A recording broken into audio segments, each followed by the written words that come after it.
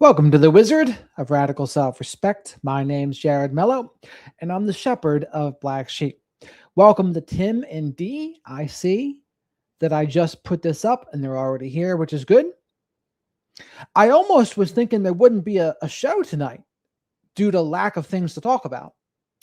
But then Brian Etten came through with a couple new developments. I was actually looking about other topics too, but Brian Etten came out with this interview, and I was like, okay, I guess this is what we'll go over.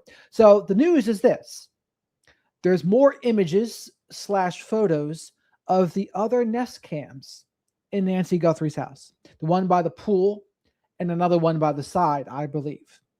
Now, caveat, not from the night of the abduction. Womp, womp, womp. Bump, bump, bump, bump. Wah. So that would have been better if it was from the night of the abduction. But there's other images that the Nest cams came. As I said yesterday, that's one of the things I'm hanging my hat on here is the fact that they can pull other stuff from those other Nest cams, preferably video and preferably from the night of the abduction, right? But the other interesting thing will be Brian talks to someone about the DNA evidence. And that's the other thing that I'm hanging my hat on is, okay, even though it's mixed DNA, and even though we don't know what kind it is, what can we hope for from that? It's one of the other things that I'm hoping for in the case. So Nest cam footage, DNA. The other thing, maybe traffic cam stuff, and then maybe the cell tower dumps. My Dreamy Skin, welcome. Miss Kim, welcome. Kat, welcome. Laura, welcome. Let's see. Rammer Jammer. Rammer Jammer sounds just like a song. Mr. Rooster, welcome. Mr. Rooster, I think, was absent. No, there was a different rooster. Now, who am I thinking of? No, I guess I'm thinking of the same person. Snapback, welcome. How is everyone tonight? A little bit of a later start because, like I said, I almost wasn't going to talk about anything tonight. We'll allow it, Rooster. I'll allow people working. Hit like on your way in. I forgot. See? If I don't say it all the time, people do forget. So remember to like the video on your way in. Likes are tax-free. And leave your DNA on that like button. It's Friday the 13th, Laura. Are you suspicious or superstitious? That's what I should say. Are you superstitious? Zelda, welcome. Brent, welcome. Christy, I think I said hello to Christy, but hi again, Christy. We'll be listening to Brian Etten today and one of his interviews. And really, there's not much else. There's Jen Koffendorfer, but there's nothing else. It's I'm telling you, this story's kind of fading a little bit here. I was appalled to hear Kat say she sings like Yoko Ono, and I'm like, no, Kat sings much better than Yoko Ono. Jimmy, what's shaking? Yeah, Christy, you know what? I noticed that. And what happened the last Friday the 13th? That was the night of those FBI SWAT raids, right? Can you believe it's been a month since that happened? That was the night I thought we found something. That was the night that I thought maybe they found Nancy. Maybe they figured some things out. Fast forward 1 month, no closer. No closer that we're aware of. But never forget, they could be keeping things from us that they know. That's also true. But despite the fact they're probably keeping things from us, they still haven't made an arrest. And they still haven't found Nancy. So both of those things are true at the same time. Hilda, Waltzing Matilda, welcome. There you go, Russo. That's right. Bethany, welcome. Good to see a lot of green names in the chat here, too. Remember, super chats are a great way to support the channel and get questions answered. Super stickers, great way to support the channel. Becoming a channel member gives you access to the members only live chats or live streams, which is cool. We have a grand old time in there. Yes, day 41. They need to kick James's door down. He seems unstable and a danger to himself and society. Montana, welcome.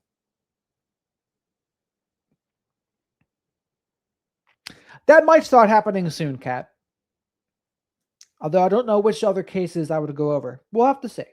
We'll have to see. Susan, welcome. My pleasure, Bethany. That's what those videos and posts are for. So let's hop into Brian here.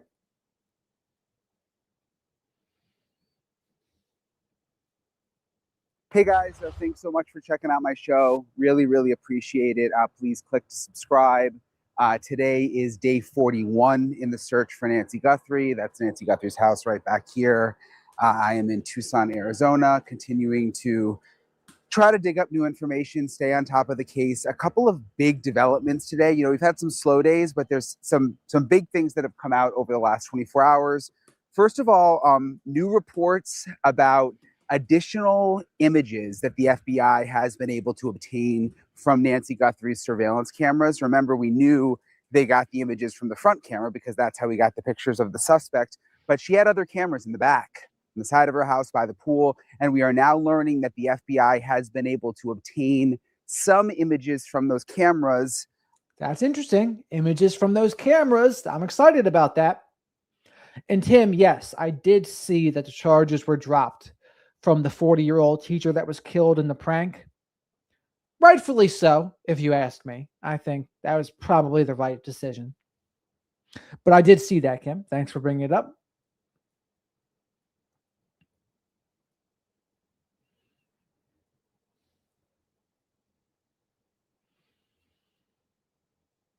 You might get gifted one.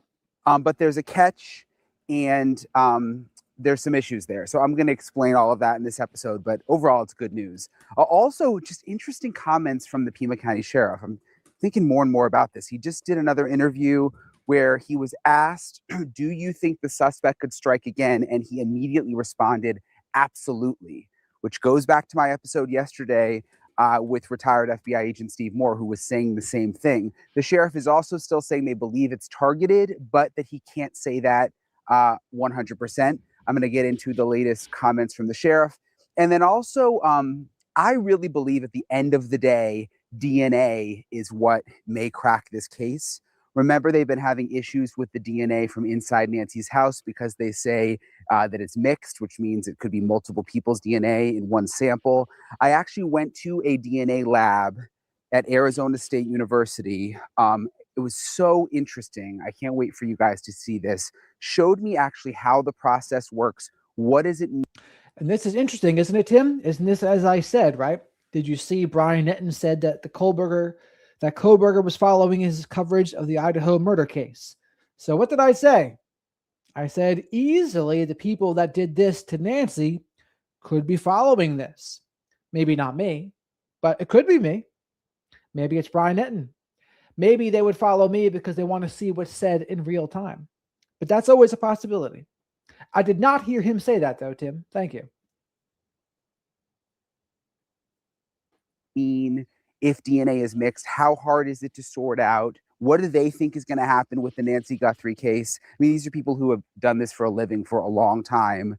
And there were some things that they really zeroed in on. The flashlight in the suspect's mouth could be a big deal when it comes to DNA, and they'll explain why. So I'm going to get into all of it in this episode of Brian Enton Investigates. Hey guys. All right. So again, I'm here outside Nancy Guthrie's house, day 41 in the search for Nancy. Today is Friday. It's a really, really hot day here in Tucson, one of the hotter days lately. And apparently next week it's going to get really, really hot, which the people who live here are just like, yeah, it's no surprise. Wait till summer. But I wanted to get into the latest with you. I think perhaps the biggest development right now is this new information coming out about additional images that have been recovered from Nancy Guthrie's surveillance cameras, which is a pretty big deal. You know, we knew that Nancy had other cameras There's cameras on the side and the back of the house near the pool. And we knew, the sheriff had told me actually last time I interviewed him, that Google was trying to go back and find those images. And apparently they have found some images. And this is reporting from ABC and Fox, who were able to. Bella, I was thinking about taking off tonight because there wasn't much going on. But then this video caught my attention. And then we're going to go over some Jen after this. But that might be it for tonight. It might be a little bit of a lighter night. Source some of this new information, but they say that images were able to be pulled off of some of these cameras in the backside of the house. The images were recovered in recent weeks from motion activated cameras trained on the swimming pool, the backyard, and the side yard. They were unable to recover video footage. So this part is interesting. Unable to recover video footage, but thumbnail images were captured when the cameras were triggered by motion. And so they've been able to recover the thumbnails, not the full video, but the thumbnails. But the cameras recorded nothing suspicious, the sources told ABC. Investigators were able to observe several people in the back and side yards over an unspecified period prior to the abduction. After Nancy Guthrie was taken, law enforcement. So that's the interesting part there. So they were able to see a few people prior to the abduction, not the night of the abduction, but they were able to catch some people. Who were those people? And just because it wasn't the night of the abduction does not mean it wasn't the person on the front porch, because as long as that Nest Cam footage from the front porch was from multiple days, okay, maybe it's not the worst thing that the other footage, the images they got from it, wasn't from the night of the abduction. Now, it's interesting to note, how do they know that? They said there's no timestamps on the Nest Cam footage from the front porch, but how do they know the dates from the images? I don't know the answer to that question. Do you, chat? Officers are seen near the pool on some of these images, so they've been able to see police on the images. The cameras captured nothing on the night of the abduction, though, so that's important and unfortunate. But they did capture people in the days before. The source told ABC that investigators have drawn no conclusions as to why the cameras captured nothing on the night of the abduction, but one source described it as odd. So that's kind of striking. What's interesting, though, is even if they were able to see people on the cameras in the days before, that could still help with the investigation. They can go back and try to figure out who those people were. I mean, maybe they were just like contractors or people cleaning the pool or whatever and have absolutely nothing to do with the case. But at least it's something. And the fact that they're able to make progress on these cameras, I think, is good news. Obviously, and the source described it as odd that they can't find anything from right when Nancy was abducted. But so Rooster says in the chat that they might just know, they know the timestamps for the Nest Cam footage on the porch. They're just not telling us. Easily could be the case, right? Like I said, we're not playing with all of the information here, almost without a doubt. And what we don't know could be extremely important. So it makes it difficult. It makes it difficult for us to kind of think about it when there's so much that's probably being withheld from us. Perhaps the sheriff described it to me when I talked to him about Google doing this, is like having to just keep peeling back layers. So maybe this is just the beginning and they will be able to find something. The fact that the source called it odd, though, does make me kind of go back to what we learned from the other neighbors, saying that there may have been some kind of internet outage right around the time of Nancy's abduction, and also the questions about, was a signal blocker used? The antenna sticking out of the suspect's pocket. The more that I've talked to people and thought about that, the less likely that I think it is. I think it probably is a walkie-talkie in his pocket. But the fact that the cameras in the back were not working right at the time of Nancy's abduction, and the fact that, remember, the neighbor also told me that his camera, 2 Nest cameras, were not working right at the time of Nancy's abduction. The neighbor that lives back behind Nancy.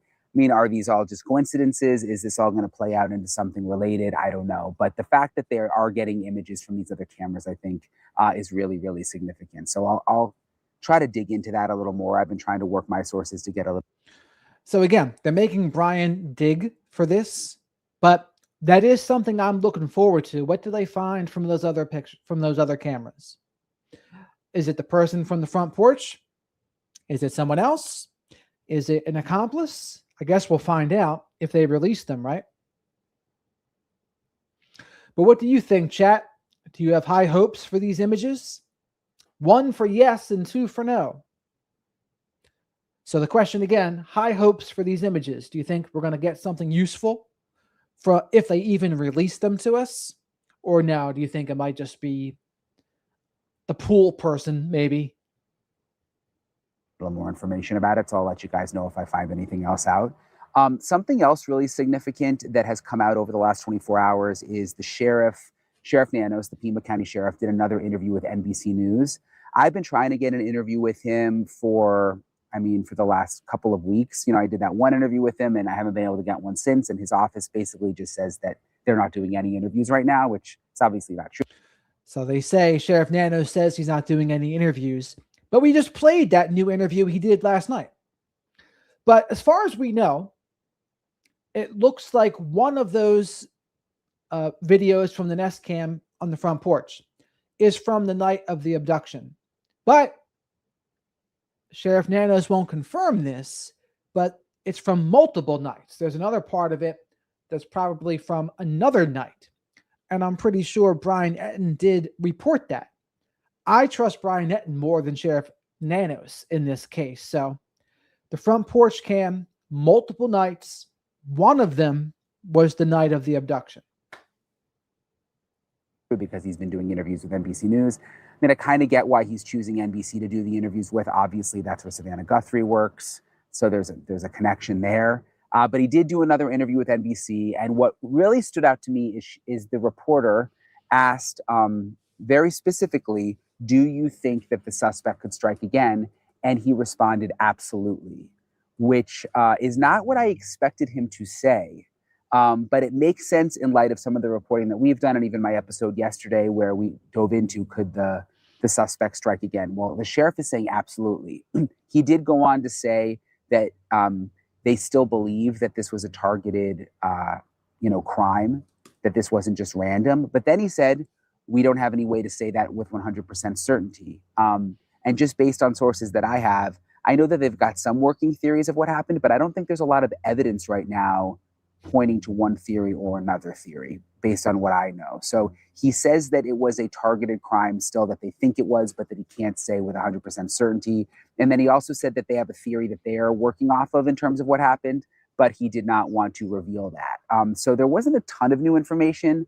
I just thought it was interesting that he said that the suspect could absolutely strike again. And I'll tell you, even just being here today, that's something that the neighbors are talking about. That comment has made its rounds around the neighborhood. They know that the sheriff said that. And I think it's, as you can imagine, if you lived here, kind of unsettling for the people who live here. See what else I wanted to update you guys. And that is a curious thing for the sheriff to say, Sheriff Nanos. Oh, yes, we definitely think they could strike again. I mean, why would you say that? You think it's a targeted attack. Why would they strike again when everyone's looking for them right now? Wouldn't that be the time to lay low? So I don't know why he's saying that, why he thinks it's likely that they will. So the DNA is important, obviously, with any case, but especially with this case, because it doesn't seem like there's been a lot of other solid leads. And remember, the big piece of DNA that I think is going to end up being the most important is the DNA that was found in Nancy's home, that they told us does not connect back to Nancy Guthrie, does not connect to any of her friends or family, is a stranger's DNA. So it could be the suspect's DNA. So we were all very hopeful about that initially. Then we found out that it was mixed, which is not good, but they can overcome it sometimes. When can they overcome it? How do they overcome it? That's what I'm going to get into next. I did this really fascinating interview with Professor April Stonehouse. She's a forensic science professor at Arizona State University. She worked in crime labs for decades. And they basically have a crime lab at Arizona State University, which is what she showed me. And she really walked me through how all of this actually works. How do they actually get DNA from a crime scene? How do they get DNA from the gloves? Remember, they got DNA from the gloves. What does it mean when it's mixed, and how do they overcome it? And when can't they overcome it? Because sometimes they can't. And she talked to me very specifically about what's standing out to her about this case when it comes to DNA. And this is maybe even more important than the images, but what can they do with this DNA from the house? And this woman he's about to talk to, I think this is going to be a fascinating interview. I don't even know what she says. I haven't gotten this far yet, but to me, this is the pertinent point here. Okay. What can you do with mixed DNA? How are you going to get, how's the genetic genealogy test going to look? What can you figure out from this? This is huge, whatever she's going to say. There's just a lot that I didn't realize or know. I mean, about different ways that they can get DNA. I didn't realize, there's just a lot. I want you guys. And before she begins, please remember to like the video, put your DNA on that like button. Likes are free. And subscribe to the channel if you're not already. And this is really an informative interview, especially when you think about the Nancy Guthrie case. So I wanted to show you my full conversation with April. Let's start from the beginning. And let's use gloves as an example, like the gloves found on the side of the road in the So her name is April. I don't know her last name. Nancy Guthrie case. Correct. Once you find the gloves, what do you do? So once gloves are found, what they're going to do is, however they are recovered, they undoubtedly had been peeled off by somebody. And what you could have potentially had is them exposing the interior of the glove. And you may have found gloves that look like this. And so they would have received those into the laboratory. And they would have taken a swab just like this. It looks like a Q-tip, but these are long-handled swabs that we use in the laboratory. They would have taken that and they would have wet it. I'm going to show you guys what that looks like to let you know, as forensic scientists, they would be practicing what we call clean technique. I would have a mask on. I would have my lab coat. And a mask, we now know from our life experience with COVID that there are little saliva droplets through the air, so that as I'm talking to you, I could potentially be contaminating something. So in a laboratory, I would be wearing a mask. But I'm talking even on the side of the road. Is this what they would be doing? They would be doing. So they would collect it. Okay. They would put it in an envelope. They would seal it. And then they would start what's called a chain of custody, meaning from the point that they collected it, they're going to time and date stamp that on a document, and then they're going to sign whoever collected that. Okay. Then that's going to get submitted to the laboratory. And then somebody like me, who's a serologist, is going to come through, and I'm going to be collecting DNA off an item. And depending on the nature and the context of what the allegation is, that will determine whether I do additional tests or if I just collect for DNA. So in this case, if I received a glove, I would know that I had skin cells on it. And if you think about wearing gloves, the longer you wear them, the more friction you have and the more of your skin cells you're leaving behind. So the longer somebody wears it, more skin cells. So what I would do is I would take a swab, I would wet it with some water, and this is sterile water. So if you missed this, she's explaining how they actually collect the samples here. And what she said makes perfect sense, right? The longer you have the gloves on, the more touch DNA there that gets worn off on the glove. And I'm just going to wet this swab, okay? And you saw how quickly and readily that got absorbed into that. And then what the serologist is going to do is they're going to swab this, and they're going to pick up all those skin cells that are on that glove. Not every single one, but they're going to pick up a sufficient amount of representation. And then this is going to go forward for DNA analysis. So they know already that if they only have skin cells to work with, that's not a DNA-rich substance like blood or saliva or semen. They're going to take this sample and they're going to move it forward and they're going to do a DNA extraction. And what that means is they're going to cut the material off this swab. So actually, I'm going to do that for you guys. I'm going to grab... Sorry, I got to grab a sharp object.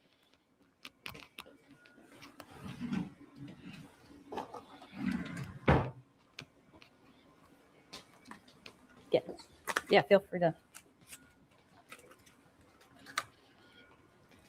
So they're going to use either a surgical scalpel or they're going to use a sterile razor blade like this. And in this case, they're going to cut this sample. They're going to peel back this cotton. And if you can see, how I roll that back? And they're going to cut the surface of this. They're going to put it in. It's interesting to see those razor blades for a not illegal purpose, if you catch my drift. Into a tube, like so. And then this is what goes forward for DNA analysis, is what I swabbed off the surface and I got onto my sticks. And so then this will go through a process where we use these reagents and we're going to break open those skin cells and release the contents of the cells. So if you think back to your biology days in school, you had the outer part of the cell, which is called the cell membranes, made out of fats. We want to get rid of that. We want to get rid of the protein. All we want to end up with at the end is a nice clean DNA sample. So after that is done and we have a liquid sample, then we're going to figure out how much DNA did we get out of the sample.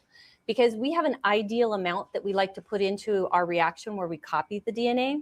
So if you have a really strong body fluid like blood, I'm going to get more DNA than I need. So I might have to dilute the sample. If I have skin cells, I have an expectation I'm not going to get a lot of DNA. So we run that through this instrument over here. This is actually called a Quant Studio. And we would put a plate in here. So what I didn't get was, I wonder what stage in the process this woman would be. Is this woman working for a private lab? Or is this for a local law enforcement? Or is this the FBI? I don't know. I don't think it's the FBI though. So with Sheriff Nanos and their company, they sent their stuff to Florida. And I imagine they would send it to someone like her, I guess. I have one here where each one of these wells has, oh, it's heated up. I'm not going to take it out. I'll leave it. Each well has a place where we put each individual sample. And this is what tells us how much DNA we have. And after that, then I use a kit. And these are kits that are used by forensic crime laboratories across the US. And they're standardized. And if you think about it, we want everybody in a crime laboratory to be looking at the same exact areas of DNA that we're looking at. So the FBI governs forensic crime laboratories, government labs. And so we know exactly which areas we're copying. And if you think about it, we standardize it for our US databases. And so the point I was making with that is, if she works for local law enforcement here, they did not, well, and maybe she extracted the DNA before they sent it to Florida? Or do you think the people in Florida did that? I don't know. We can compare results. So we would use this instrument. This is called a thermal cycler. And what it does is you would use a very small amount of that DNA. We actually need 1 nanogram of DNA. It's a very, very small amount. It's a very sensitive technique. And we would copy those areas where we know people are different. And I want to show you a diagram of what that looks like. And I want to show you the difference between, so I have pulled up an example here. So this should tell you the difference. Okay, so these are areas of DNA that we copy. And this is what crime labs are copying. And you saw this in the Nancy Guthrie case. When they submitted that blood is really rich in DNA. So it lends itself to the standard testing that we do in forensic crime laboratories. So they would have copied areas of DNA that are called short tandem repeats. They're short because they're only 4 bases. They're tandem, meaning they're right next to each other. So if you notice, these are right next to each other, just right in a row, right? Yep. And then they're repeated. And so you see this pattern repeats over and over and over again. And what you see is this person has 5 repeats. This person has 6 or 7, and we are all different, the number of repeats we have. These are areas of our DNA where we can separate people and tell them apart. And those are the areas we want to copy. We don't want to copy the other areas that are standard in humans. So that's how you can tell whether someone's DNA is theirs. That's right. Okay. That's right. And matter of fact, we look at over 20 different areas. So you and I may both have 5 repeats at one area just by coincidence. But by looking at over 20 of them, we can see, that's when we see differences amongst people. And So does this machine tell you that? What's on the screen here? I mean, this seems like the kind of section to watch twice because there's so much going on. And as I'm watching, I come up with more questions. But like, it's hard for me to listen completely and read the chat at the same time. So I miss things sometimes. So the last machine gives us results that look like this. Okay. This is what this is actually a DNA mixture. And when you have DNA, I'm going to switch over to this profile. I have a couple pulled up for you. So first of all, this is DNA from one human being.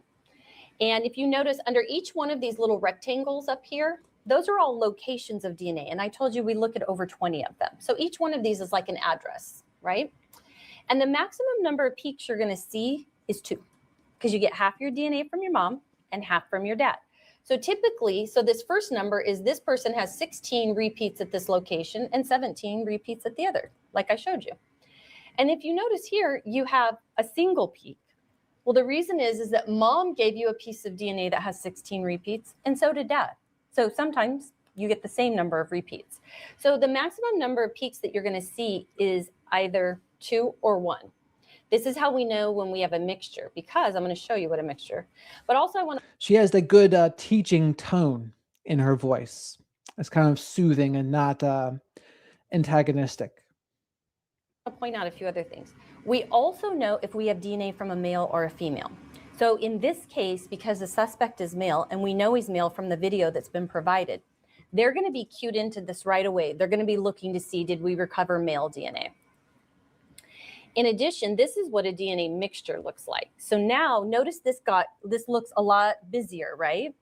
And now notice I have 4 peaks here. So when we heard it was mixed DNA from inside Nancy's That's what house, it is. that's what this looks like. That's exactly what this looks like. And this is a sample that we used in our research. And this is a mixture of 2 people. And does this make it harder? Yes. Yes. Now notice, much harder? Yeah, it can be. So let me show you. I'll show you. And this is an example where it's difficult. You would think that the 15 and the 16 go together, and that's the profile from one person, and the other one is the 17, 18. And we have ways of mathematically breaking that down. If you notice, you look over here, notice these peaks are about half the size of those other taller peaks. Sometimes there's enough of a difference in height, you can tell them apart. And let me show you an extreme example of that. So notice, I told you, you can have a maximum of 2 peaks. And at first, this may look like it's DNA from one person, right? Because you've got 2, 1, 2. But look at here. I've got 2 tall peaks, and I've got this dinky little 10 peak there. That's the first sign I've got a mixture. And because there's such a drastic difference, I know that this strong profile belongs to one person, and this little dinky profile belongs to somebody else. So when there's a drastic difference between people. So that's how you tell if it's a mixed sample. When there's a drastic difference, the spikes, a dinky sample, and then a more clear one. So what they got from the house is one of those, right? A mixed sample. Well, you can really tell them apart. So when you heard there was a mixture from the DNA they found in Nancy's house, yes, is that, I mean, it seemed like a real challenge. What was going in your mind? Were you thinking, oh no? Well, in my mind, I was thinking, how much DNA did each person contribute? And so in this example, you see there's an extreme amount. You see that this person probably makes up about 90% of the mixture. This person makes up about 10% of the mixture. So what I wanted to know is how many people were there? Because I'm showing you a nice mixture that has 2 people. These are called simple mixtures. When you get to mixtures of 3 and 4 and 5 people, those are called complex mixtures. So it depends on how many people are there to begin with, and then how much DNA did each person put into that. I could have 90% of the DNA be from one person and maybe only 5 be from the other 2 people. So when you're dealing with very small amounts of DNA, it can become very complex and very difficult to parse that out, especially if you don't have enough information where I only have a. So I'm going to make an assumption, and I might be wrong. But when they say there's mixed DNA from inside the house, do you think we know for sure one of the samples isn't Nancy Guthrie? Or is it multiple different people that are not Nancy Guthrie? I don't know the answer to that, by the way. All I know is it's a mixed sample. So could it be two other people besides Nancy? Is one of the people Nancy? I mean, I imagine they have some sort of way to say, okay, this is Nancy's DNA. We're not going to send a sample if we know it's just Nancy's DNA, right? You want someone else's DNA up there. So, but again, I'm no DNA expert. I don't know exactly how this all works. Couple peaks. If I only have a couple peaks, like I'm showing you here, I've only got one.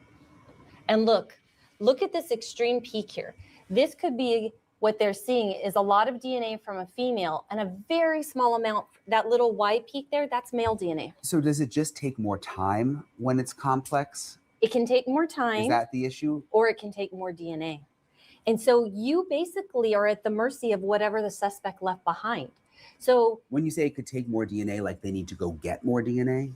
If it's available. So they may have swabbed the surface of something.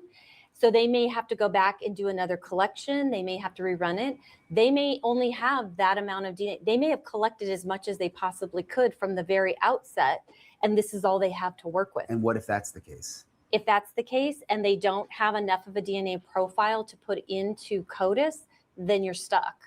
And then that might be where they switch over to investigative genetic genealogy, if perhaps that would assist them in their investigation. But if there's a mixture of 3 people or 4 people or even 5 or even more, you're getting to a level of complexity that will not lend itself to investigative genetic genealogy. So it just depends on what did the DNA come off of, how many people are there, do you have enough DNA to work with?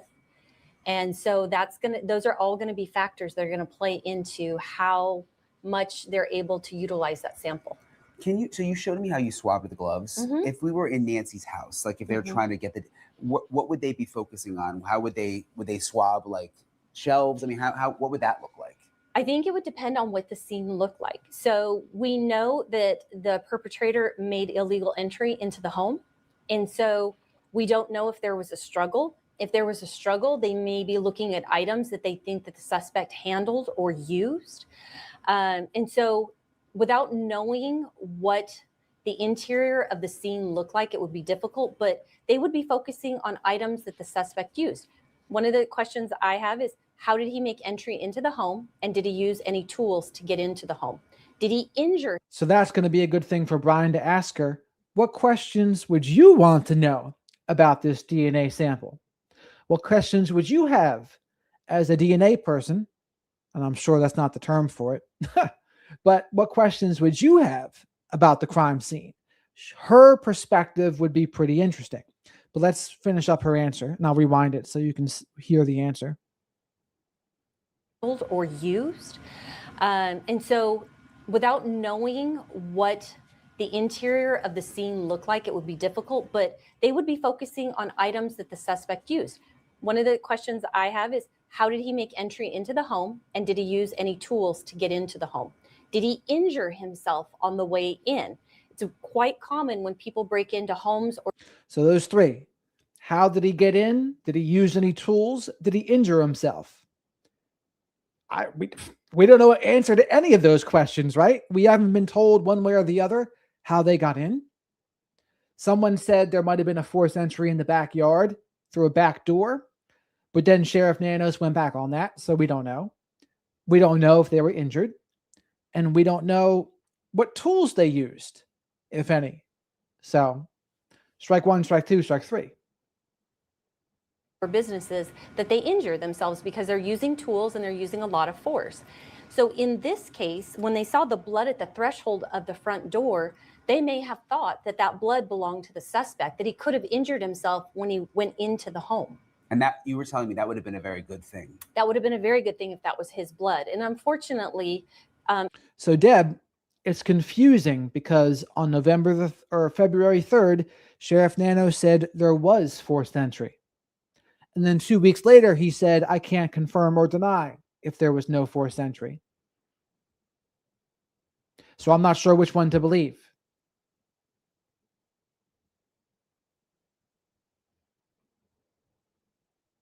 It turned out to all be the victim's blood.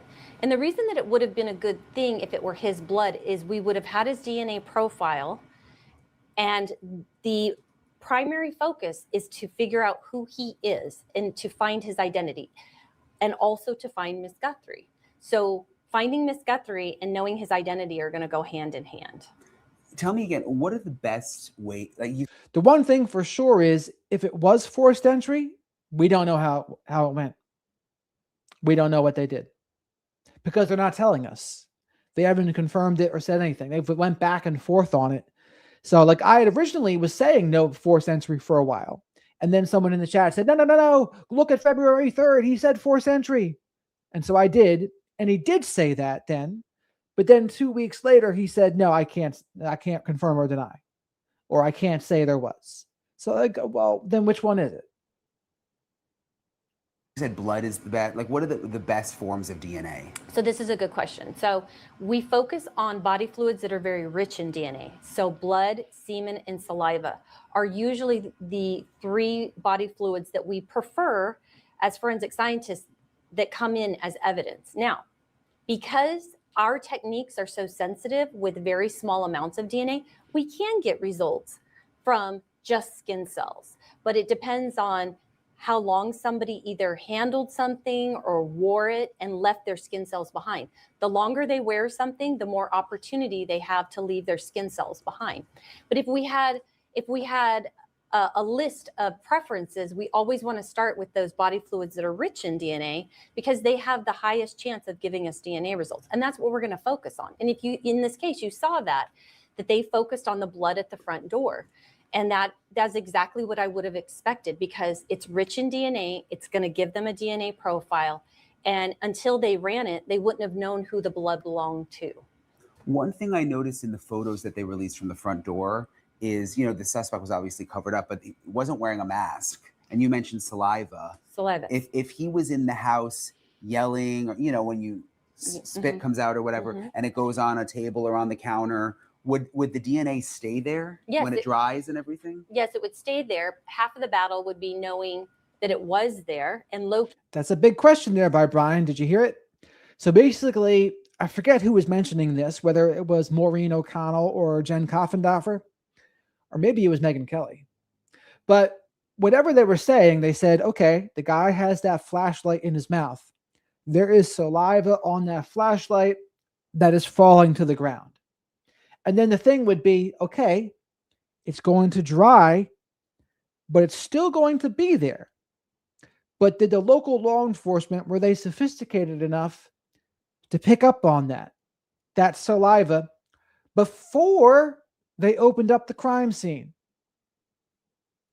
I have my doubts they were, because they opened up the crime scene before the FBI even came there, right? So that saliva could have been dried and only a sharp eye might have been able to see it. But as far as I know, and again, we don't really know because they haven't said, but do you trust local law enforcement to have found that dry saliva? I don't. But what do you think, chat? Do you think local law enforcement is good enough to find maybe dried saliva as DNA? Press 1 if you think so, or press 2 if you think no, they probably missed it, and then they opened up the crime scene too soon and contaminated it. So 1, you think they got it? 2, no, they did not. It, right? So there may be things, if there are certain things that we look at crime scenes, depending on what the alleged allegation was. So they knew that there was blood at the front door. So they knew somebody was injured. They just didn't know who. So they would have run that blood right away. But there could be other items in the house. They could have been looking for burglary tools, things of that nature. We know from the footage that he's wearing a balaclava. They could have been looking for that. If he had shed that mask somewhere, we would definitely be swabbing that because he would have left saliva around the mouth of that. But the fact that he wasn't wearing a mask over his mouth and nose, is that a very good thing? Great question, Brian.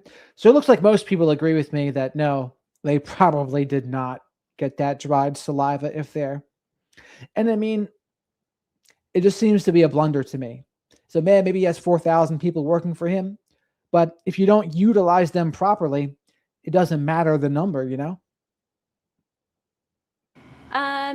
It is a good thing, but knowing where he was at inside the home would be very difficult. So just because he was in there breathing and spit was coming out, we wouldn't that know. doesn't tell us much about. They can't check the whole house. They can look, but unless he spit a lot, they're not going to see a large quantity, and it's not going to fluoresce the way we would see with other body fluids where you have a large amount. Like if somebody were to spit on somebody and there was a sizable amount, we would be able to see that with a light source. With like a black light kind of? Is that Yes. Yeah. Yeah, we call, sometimes they're called an alternate light source or a forensic light source. We actually had a case one time where a homicide victim, they thought she had semen on her back, but when he dumped her body, he spit on her as one last disrespectful action, and they could see it because it was such a large amount. So really what we're talking about is quantity. How much did they leave behind? So knowing what the scene looked like on the inside, and if there were any indications that they could figure out anything that he handled or touched or used while he was inside the home. So she's given some good knowledge here. This woman knows her stuff. But here's the thing. I mean, how much saliva could have fallen from that flashlight? The problem is, I don't think we're talking about too much, right? It's not going to be as blatant as spitting on someone's back, like she just mentioned. It's going to be subtle. And at this point, I don't know if I trust them to find it. Well, it's already too late either way. But I don't think I trusted them at that time to find it. And while you're here, please remember to like the video. Likes are free. Leave your DNA on that like button. Subscribe to the channel if you're not already, and come say hello to the flock of black sheep in the live chat here. We've got an awesome group of people, very supportive and encouraging group. And if you want to be a part of our members-only live streams, become a member. Any level of membership will do for now. Would be helpful. Just based on your experience, I mean, you've seen the video of him outside. We know he was inside the house, we think, for 40 minutes. Do you think they were able to find something inside that would have his DNA on it? Yes, I would be hopeful that they found at least a few items of evidence, because by virtue of the fact he's in a home he doesn't belong in, he is going to leave some of his DNA behind. Now, he's obviously taking measures to try and avoid leaving his DNA behind. He's wearing gloves, he's wearing a mask. But we know scientifically that they will leave behind traces of their DNA. It's just a matter of locating it and finding it. Are you surprised it's taking this long? No, And here's the thing. I'll be pretty annoyed, actually. If you're local law enforcement, do you think they called someone like her to get their advice or her advice before they go to this scene? I hope they did. But somehow I think they didn't. Right? Because, again, this is where arrogance and ego and hubris can get in the way. If you think you know it all about a crime scene, when in reality you don't. Right? And especially in a case like this, talk to the experts before you go in there, because you don't want to take anything. And maybe they did. Maybe they did, and I'm just being too hard on them. But for some reason, I don't think they did. Right? For some reason, I just don't know if they did that. But this would be the kinds of things that a good leader would do. Okay, let's talk to this woman here at the university. Get her suggestions about the kinds of DNA, etc. Just to be careful, because back at that point when it happened, was it January 29th or something it happened? Whatever 41 days ago was, right? There were things that they didn't know then that we know now. They didn't know about that porch cam. So they didn't know to be looking necessarily specifically for saliva, but a good person that's in law enforcement, they would know to cover their bases and say, well, we got to be looking for the top three, right? Blood, semen, saliva. Let's see what we can do. Not actually. It's actually been moving at a very rapid pace because they ran that blood immediately. When that all came back to match the victim, then they found themselves in the position of having to go back and submit additional items of evidence for testing. And so when they worked the blood, they wouldn't have known what the results were until they actually got the results back. I'm sure they were disappointed when it all came back to match the victim in this case, because now they had to go back and find additional items inside that home to submit. And so that's it's part of this process of working items, seeing what the results are. And then if the results aren't helpful, working more items of evidence to try and advance the investigation. Do you think it'll be? And that's the thing, though, Bella. You can get educated on it, but do you apply it? Right? Educated on it is one thing, but do you follow through and apply it is completely another. DNA that ultimately solves the Nancy Guthrie case? I hope it is. I hope it is. Yes, I do. Yes. And I've had cases, I've worked cold cases. I worked a cold case from 1981 down in Pima County that was a Jane Doe who was unidentified and a homicide victim. And I worked that case in 2006, and it was from 1981. And the DNA in that case single-handedly made the difference in figuring out her identity and who had perpetrated that crime. Wow. And so, yes, DNA, and to your point about if DNA is left behind, yes, it could be left behind in very, very small quantities. Sometimes half the battle is just finding where it's located. In a crime scene like at Nancy's, I mean, do they? And that is the hardest part, right? Finding where it's located. I don't know. I guess maybe I have a negative impression just considering how Sheriff Nanos has communicated with everyone. But perhaps that's not completely fair because the detectives and everyone else on the case, maybe they are really good at their jobs.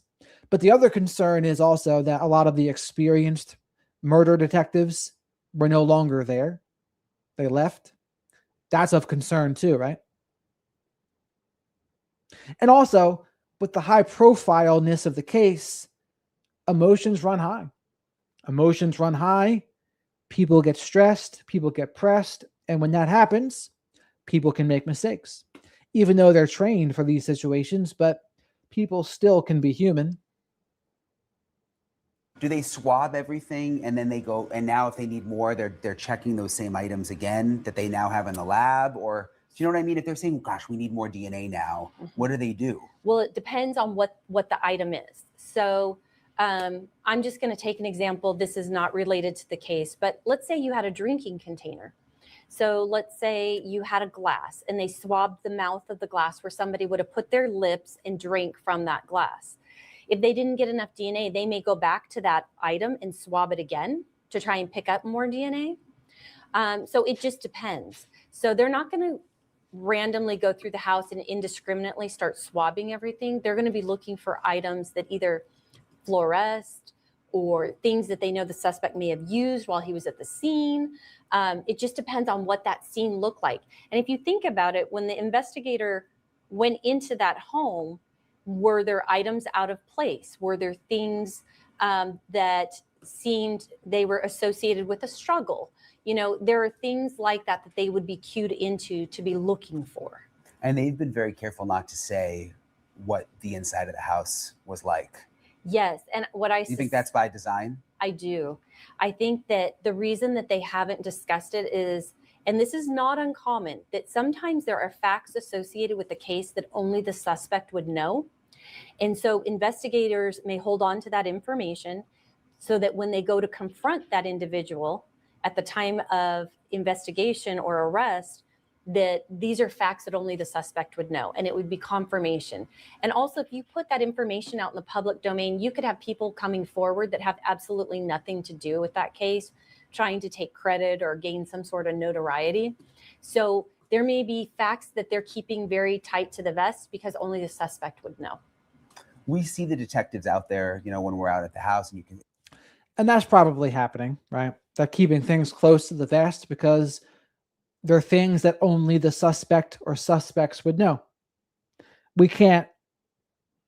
That's definitely happening, in my opinion. It's a hard job. I mean, it's very hot, and they've been working now. It's been 40 days when we're doing this interview. But for the scientists behind the scenes, like what you've done for so long, I mean, are they also really invested? I mean, does it get frustrating for them? Because I mean, they're just as involved as anybody else. We just never see them, I guess. So I think that when you have a case like this that has notoriety, there's always an awareness that there is a time factor. It wouldn't be surprising to me that all of the samples in this case have been expedited, meaning that the lab that did the work, that they were waiting for the evidence to come in, and that would be the only evidence they would be working on, and so that it would take priority. And given the nature of the disappearance of Miss Guthrie, time is of the essence. So it would not surprise me if the lab was waiting for that evidence to be received so that they could get working on it right away. So that would be my expectation. But in addition to that, one of the things about forensic science is that we take precautions for any and all items of evidence. So it becomes a series of scientific procedures and steps. So they would be conducting themselves in the same exact manner they did for any item of evidence, which was to be cautious, to prevent contamination, to implement all of those quality control mechanisms that we have so that the evidence stands up in a court of law and stands up to scrutiny. So that would be standard for the forensic scientist. That would not change. But what probably was different is that that lab was waiting to receive those items of evidence and they would get to working on it immediately. You know, he had the flashlight in his mouth in that one photo. What does that say to you? Could that be helpful for DNA? Yes. As a forensic serologist, I would have cued into that immediately and said, that is a great source of DNA. So I would have asked, did they recover that flashlight? Because I would want to swab the end of that flashlight that was in his mouth where he was depositing saliva on it. Because I know from the video that he's got it in his mouth, he's leaving saliva behind, and that's a really strong source of DNA. So I would have been cued into that right away. So I would be looking for that flashlight to see if he left it at the scene. Is there anything else, and I know you haven't been able to be inside of the house, none of us have, but is there anything else that has piqued your interest? When you said you would have been cued in on the flashlight, anything else you've seen that you thought, oh gosh, that could be good? Yes, I would have. Well, not that I'm aware of, but I would be asking questions. And these are the normal questions I would be asking an investigator as well, is I would want to know, is there blood on the inside of the home? And I would want to take a representative sampling and test any items of blood. We know the blood at the front door belongs to Miss Guthrie, but you know, sometimes in cases you have multiple people who are bleeding and you select multiple blood stains to run in an effort to try and find the profile from different individuals. So we know that the blood at the front door is hers, but if there's other blood inside the home, I would definitely want to test that. And sometimes it's very difficult. If there's a lot of blood, it's difficult to know which stains to test because they may all be from the same person. And sometimes that's just the randomness of it and testing it. We also look at blood stain patterns to help assist us in selecting those stains that we think may come from one individual versus another. I can think of multiple cases where when we look at clothing, we would select blood stains from different parts of a shirt, for example, because you know if somebody's got their hands up in a defensive mode, you know, they may get blood from the perpetrator here. So, you know, it just depends on what they have to work with at the scene, what they saw when they entered the home. So we know they've been swabbing DNA from people, like in the mouth, from people that they've been suspicious of, like when they've done search warrants and stuff. I've been out there and I know that they've done that. So then do they compare that against what they found in the house? Is that what they're doing? Yes, if they have a sufficient profile from an item of evidence. So let's take an example not related to this case. Let's say you have blood left at a scene and you have a nice DNA profile from a perpetrator. You would take what you're referring to, the swab of the inside of the mouth. It's called a buccal swab. And those cells on the inside of the mouth are kept in really great condition because they're kept moist with your saliva. So instead of collecting blood from a suspect, we always collect what's called a buccal swab. It's fast, it's pain-free, it's easy to collect.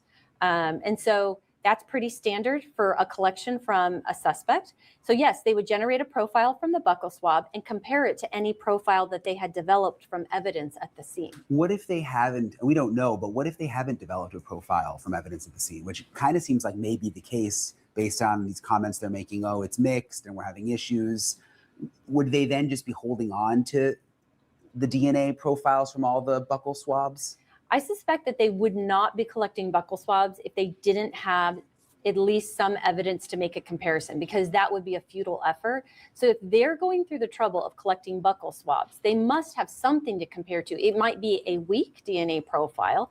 Maybe it's weak and they can't put it into the DNA database, but maybe it's enough of a profile that they can make some comparisons. Interesting. So even if it's too weak to put into the database, it could still be good enough for direct comparisons? Sure, if they're able to pull out a DNA profile. So it kind of goes back to this idea of mixtures, of DNA mixtures. So just as a review, DNA mixtures are samples that have DNA from multiple people, at least two, and sometimes it can be more. It can be 3 or 4 or 5 people, or even more than that. But so it's DNA that's mixed together. And so they haven't told us about the DNA mixture. I don't know how many people are in the mixture that they suspect. And we don't know how much DNA is from one person versus another. And this is all information that wasn't released anyway, right? We don't know how many people are in the mixture, how much of each, if one of them is Nancy. There's so many things we don't know. And they left it out intentionally, I believe. So if they're collecting buccal swabs from suspects, they must have something to work with. I just don't know the strength of it. It might be weak. And just my last question, how quickly is the science changing? Like if they, let's say with this sample they got from the house, it's got too many mixtures and, it's not a great sample. Is the science changing quickly enough that like in years, suddenly it would be an okay sample? Oh, it's So as far as we know, they checked the DNA from the house with the immediate family. And I think they said it didn't match. And their spouses.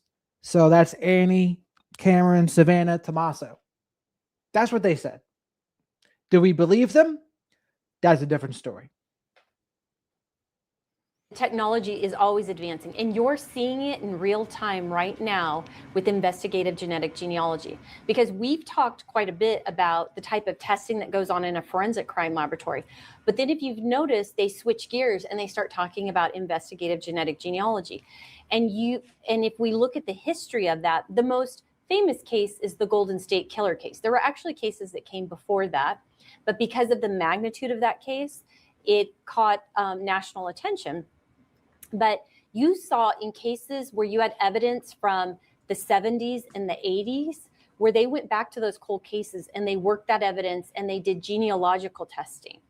And so you saw it. And now what you're seeing is this evolution where instead of on one end of the spectrum applying it to cold cases, now they're also applying it to very immediate contemporary cases. And we saw this in the Moscow, Idaho murders. So you have in that scenario, the suspect in that case, he was so young, he had not committed a crime, and he was not in the US criminal database. So they were unable to learn his identity. So they switched gears to investigative genetic genealogy, and he left blood on the knife sheath. So she's talking about the Koberger case, if you didn't pick up on that. That scene. And with that blood, they did genetic genealogy, where they did the same testing you would do if you went to Ancestry.com, 23andMe, Family Tree DNA, any of those testing services. And then they learned his identity by looking at genealogical records. And if you look at that case, they had eyes on him within 6 weeks. That's a very quick turnaround time. So you have a case where you had an unknown suspect, and within 6 weeks, they've identified him. Yeah. So you're seeing this evolution, right? Where you had cold cases, people that had committed crimes a long time ago that would have never been in the criminal database, because the criminal database didn't come into an existence until 1998. So could there already be people they have eyes on because of the DNA that we just don't know about? Sure, it's quite possible. Because of the genetic genealogy? It's possible, but if they... So, did you hear that? There could be people they already have their eyes on. In the Brian Koberger case, it took 6 weeks for them to have their eyes on them.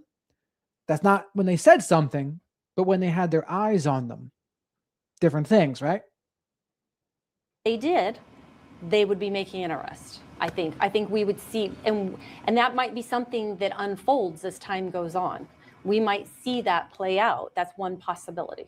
Does DNA ever give you instead of giving you one person, does it give you a group of people ever where you're like, oh gosh, we've got 20 people we have to keep an eye on, or does it usually pinpoint it? Well, you can look at the Golden State Killer case as a great example where it depends on when they do the search, because let's backtrack a little bit and talk about investigative genetic genealogy. Instead of getting an exact match in the US criminal database, instead, in investigative genetic genealogy, we're looking to find a match to a relative.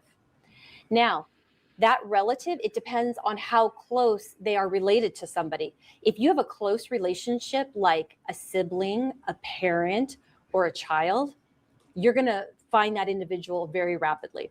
But let's say you have a match to a fourth or a fifth cousin. By building these family trees, in the Golden State Killer case, they identified it back to a set of, I believe it was a set of great-grandparents from Italy. So they had to build those family trees out. And they had identified 8 descendants that fit the right age, the right sex. He was male, right? And then he could have been one of the possible descendants from this couple. And so they collected DNA samples from all those individuals. Matter of fact, if you go back to some of the old news, they talked about there was an individual in a nursing home that they collected a sample from because he was a descendant of that couple as well. And so they ruled people out individually. What's interesting is if you watch Barbara Ventnor's interview, there's a little tool that she used that predicts eye. While you're here, please remember to like the video, leave your DNA on that like button. Likes are free. Subscribe to the channel if you're not already. And I go live usually 5 or 6 nights a week, a little bit after 10 p.m. Eastern, to talk about true crime and current events. I use my experience being on the autistic spectrum, mental health, addiction, narcissistic abuse, and narcissistic family systems, and politics even. And I use that insight to go over true crime and current events. And thank you very much for all the support I've been getting so far. Color, and they predicted he'd have a blue eye color, which he does.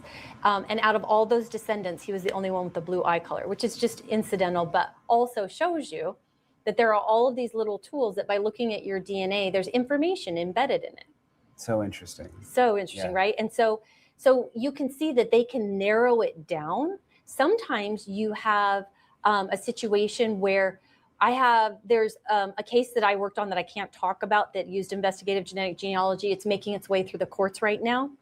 But that individual matched to a very close relative. And it turns out that his only sibling was a female. So we knew it had to be him. So it just depends. So it can help narrow it down. Yes. And it can narrow it down significantly. So it depends on, are we looking for a male or a female, and how many siblings did they have? You know, if you only have one male and it's the only intersection of these two families, it may be very easy. Sometimes it's really difficult. You may have lots of descendants. So it just depends on each family and each family tree. Really appreciate April for taking the time to talk with me and everybody at Arizona State University. Arizona State University. So that's where she's from. That's probably well worth another listen, because there's so much information there that, you know, I have to get my head thinking in DNA terms. And when my head is thinking in DNA terms, then I have different things that I'm thinking about and different questions I'd want to ask her. Again, just really an eye-opening look sort of behind the scenes at how all of this DNA stuff works, which it's complicated, but she did a really good job of just breaking it down and making it understandable, especially in relation to some of the issues that we know are happening with the Nancy Guthrie case. So again, I appreciate it. We drove back to Phoenix, Mo and I, to meet her, and appreciate her for showing us all of that. Something else is interesting. I reported it a couple of days ago, but it was just picked up by some other outlets which I just wanted to say again, because I think it was just in the New York Post that I reported this. But that at the Mexican restaurant where Savannah went in that latest episode of the Today Show, where she did the segment with her mom, Nancy, and they kind of toured Tucson, they went to this Mexican restaurant. And I have been able to confirm that authorities have reached out to that restaurant, trying to find out if there was anyone unusual that was there when they were doing the taping, anyone that stood out, anyone that was lingering around too long or trying to take too many pictures, that kind of thing. And I'm pretty sure I've told you guys that a couple of times before, but I did notice that some other people just started reporting it today. So I wanted to just remind you guys of that, which does go back to a theory that we've talked about a lot. Could this be a Savannah stalker, some kind of person who's obsessed with Savannah? And that's sort of what this all relates back to, which I think is still a very... And that's certainly a possibility to me. Could be a stalker. But ultimately, I think punishment or revenge somehow against Savannah Guthrie, because she's a public figure, maybe because of who her husband is. But that's where I'm thinking the motive is. Not a burglary, not a ransom. Punishment, revenge, probably a hit on Nancy Guthrie. And that's just tragic to think about, really. That was the whole goal. Probably a hit on Nancy. Real possibility here, although there's a lot of possibilities. It's kind of crazy that we're in day 41 and we still don't really know. But I'll keep you guys posted with any developments. Again, some days have been really slow, but the last 24 hours with what we learned about the cameras, FBI finally being able to access the cameras at the house, the additional cameras, and then also the sheriff doing a new interview, there's been some interesting developments. So we'll see what happens over the weekend. If anything develops, I'll keep you guys posted. Really appreciate you guys for subscribing and supporting my channel. And I'll talk to you guys later. All right. So do you guys want to listen to Jen Coffendorfer next? She talks to a woman about just clearing up some things about the case. Or do you want to go watch Dr. Grande in regards to the 40-year-old teacher that died in a prank? So press 1 for Jen Coffendorfer. She's going to talk about Nancy Guthrie. Or Dr. Grande's video about the dude. It looks like Jen's the winner.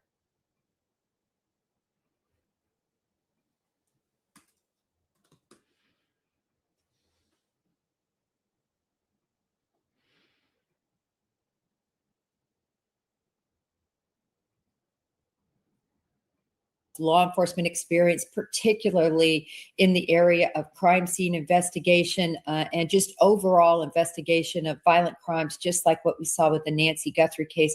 We're going to be breaking down sort of where we're at since we had Mac on and got to listen to her. There's been a lot more that's transpired, details, bedroom. So they would do a hit on her mother because they wanted to punish Savannah Guthrie and get revenge on her. And as I've been saying a lot with the Ronald Reagan assassination attempt, the goal with that was to impress Jodie Foster. So you can't completely neglect a out of right field motive in a case like this.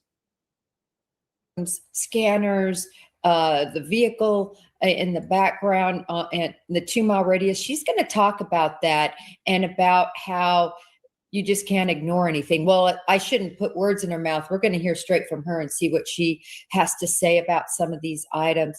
And remember, I just want to talk about her book real quick. Swans don't swim in the sewer. I just love that name because it's so true. You know, we're never going to break a case or have great informants regarding murders and kidnappings and everything, going to the choir, trying to find witnesses. So anyway, without further ado, morning, Mac. Morning. How are you, sugar?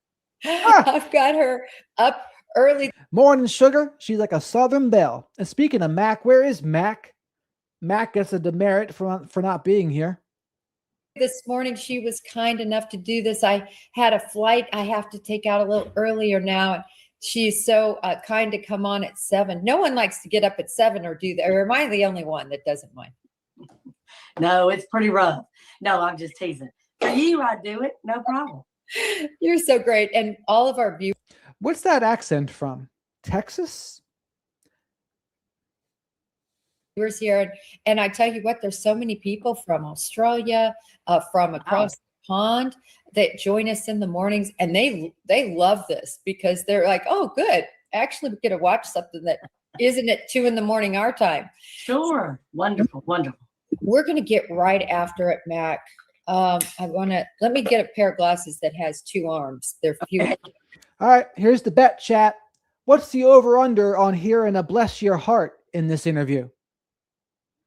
Bless your heart will be minus 400. You had to bet $400 to win 100 on a bless your heart or bless their heart in this interview. Between. I want to first talk about what a lot of people are talking about, and that is this bedroom footage. Mhm. Because Yeah. first time we get a glimpse into the likely crime scene. First of all, two questions for you. What was the first make you had when you saw this, that you kind of from an investigative lens? And then second of all, what is the likelihood, because this is over about 10 years or so ago, about 13 exactly, that anyone in this age range actually changes anything, moves bedrooms, moves beds? Yeah. The first thing I thought about was the door has got to be looking at this to my right, and then that window, and the window's got the plant there and the little bench. She's trapped. So if I come in through that door, there's walls, 3 that are now protecting my exit. She can't leave. There's no way she's going to be able to get out that window before I can get to her. That's not possible. So that's the first thing I thought about. It looks, pretty small. I'm going to use the walls to my advantage. I'm going to use where she's sleeping on the bed to my advantage. There's your lamp. There's personal items next to it. So that looks like that's the side she's going to sleep on. So again, we talk about close quarter combat. Jennifer, you know all about that. But for your folks, it's like people that work protection on airplanes, elevators. Anytime you've got a close quarter with somebody, you've got to use the walls and the floor to your advantage. So that's, if I was the perpetrator, that's what I would do here.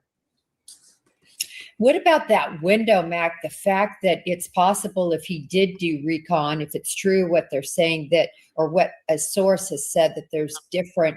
Oh, sure. You can see right in. He would have no trouble getting the lay of the land just by walking around the house, and there's not a camera there. So yeah, he's got a good field of vision from that vantage point. There's no doubt. And in your experience, as far as change, elderly woman in her 70s changing this sort of the way things are lined up, how do you see that? Very rare that would happen. Typically once you hit that kind of stride, you are so comfortable in your house. That's your bed. That's your sofa. That's your, you've got things where you want them the way you want them. Even my mother-in-law, when my father-in-law died, the house next door to us just happened to be available. My sister, who's a trauma nurse, lives right next door to us. She's very close to my sister as well. My children come to visit all the time. And we thought, man, if she lived right there, we would all be so close to help her and be with her. She was not trying to leave her home, which I understand. She's surrounded by her things and the way she wants them. And I see the same thing here. I don't see a lot that would change in this room except a new bedspread and new pillows. I mean, that's about it. Yeah, I totally agree with you. And that was my perception when I first saw this, is just trapped, exactly from a tactical standpoint, exactly what I want when I go in and do an arrest. When we go in as a team, Right. We want that person trapped. There is no exit. Get them in that room. Yeah, you don't want them in the living room. They've got 3 separate exits. They've got weapons that could be anywhere. It's too much room to fight. You want them in that corner, so to speak. Sure. But I'll tell you another thing that just pops in my head. I don't like this for a lot of reasons, but you've also given them, if they weren't the real kidnapper and the people that we think may be sending some of the bogus ransom, they can give you information about the home because you've already put it out there. This was probably a real simple Google search for somebody. So when this video was done, again, what you and I are talking about, there's not going to be a lot of changes. But if the video shows other parts of the house, how hard is it to say, well, you've got knickknacks here, you've got tons of pictures of the grandchildren here, you've got this painting here. Those things hadn't changed either. So Yeah, I agree. And I see exactly your point. And it's such a great point, is that anytime, and again, this was all over NBC, it was the morning show. She was teaching how to make a bed. She actually pulls up this bedspread. It shows how to make these military triangles. It's just how my mom taught me, by the way. Still to this day, don't make my bed, because every morning before school, before I did anything, as a little girl, I'm in there making these triangles, tucking them down and under, which actually is sweet. And I think it's from the Leave It to Beaver days, right? The time, Sure. you know, when you see Dick Van Dyke, for those of old enough, you see the mom and dad actually in separate twin beds. Yes. Yeah. And everything perfect. Point is that anytime, and again, this was all over NBC, it was the morning show. She was teaching how to make a bed. She actually pulls up this bedspread. It shows how to make these military triangles. It's just how my mom taught me, by the way. Still to this day, don't make my bed, because every morning before school, before I did anything, as a little girl, I'm in there making these triangles, tucking them down and under, which actually is sweet. And I think it's from the Leave It to Beaver days, right? The time, Sure.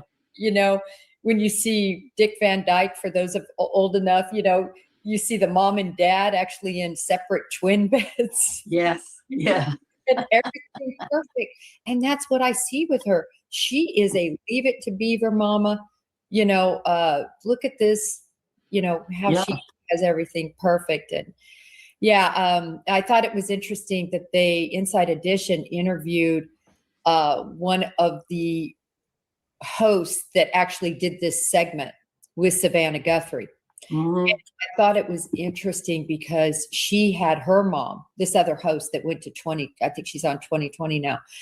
And she was saying, geez, I had my mom on. And they were talking about this privacy that is invaded.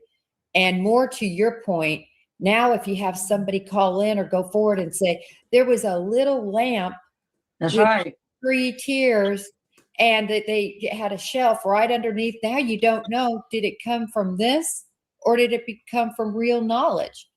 And that may be why they waited 3 days. They were searching for something. And if you just typed in Nancy Guthrie's mom, look what's going to pop up. Oh yeah. And it's all over. I want to talk next about kind of, in my opinion, was just a complete rabbit hole. There was a lady that was interviewed, I want to say day 35 or 36, who said that, or I'm sorry, let's say a neighbor. I don't want to give, whether it was man or a female. And so on a side note, Nancy Guthrie does seem like a Leave It to Beaver type mom, but she also has some wisdom, because when she said to Savannah, if you didn't feel comfortable leaving the nest, so to speak, then I didn't do my job. So that speaks to having wisdom. So Nancy, albeit maybe Leave It to Beaver like, certainly had some wisdom as well. And she also got a good vibe and a good energy. You can just tell by how she talks. And anyway, they said they heard a dog bark, and they heard or that they lost their internet all night long. And so we kind of went from that to this leap that they must be using scanners. Yeah. And I totally get, and that the scanner was in the guy's pocket. And I'm going to pull up a picture there. And Mac, if you see me go down, I can still hear you. I'm just Okay. some stuff up. Okay. Know how much experience you've had with cases where they've used scanners. This is kind of the look-see of what happens. Can you talk about that just a bit? And I'm going to pull up another picture. So again, in the essence of following the evidence, we have a video of a masked man at Nancy Guthrie's front door for 44 seconds, whatever it is. This image never happens. He doesn't blur out. He doesn't go away, however you want to describe what's going on here, like a digital problem, like with your cables going out. So I don't have any reason to think he had a scanner because it wasn't working. But when you have something like this, again, they're approaching a camera, and as they get closer, the images just get distorted. So you can't truly see what they look like. The issue again is if somebody's got the I'm not sure where this footage is from. Ring camera or a Nest camera, your phone should already alert, your watch should already alert. So even if this is happening, they're already within that sphere that you should have an alarm go off or some type of notification before this takes effect. Because I think this young man, I mean, he's 4 feet, 3 feet from the door. I mean, he's already pretty close, but he's caught somewhat. Yeah, no, I agree with you because scanners have to work so close in proximity. Mm-hmm. Can you imagine what that other individual would have to be doing in terms of they would have to be, in other words, if he had accomplices, they'd have to be walking around in the neighborhood 20 to 30 feet from people's mechanisms trying to get, their signal to scramble. Sure. And actually what she described, or he, is that they have no signal. So I think that's a battery issue or some other issue. Yeah. But the bottom line is we have video from Nancy Guthrie. So he wasn't using it. So, move on. That's clear as a bell. He ain't got no scanner. Look at that. You can tell he doesn't have a wallet in his back pocket. Yeah. So they didn't mention if that was new or not. And I missed it if they did. When we look at this, and I think this is also what incited some of this, I don't want to say silliness, but rabbit trail, was the picture that I think many of us, I believe that's an antenna sticking out, a possible two-way radio. And so a lot of people said, oh, no, it's a jammer. I said scanner, sorry, jammer, like this. And this is one that is kind of a little bit more high powered, but even to do images like this, those are used with backpack style, really big ones. And so she's not saying what this is from. I mean, I don't know why she's not saying what this is from.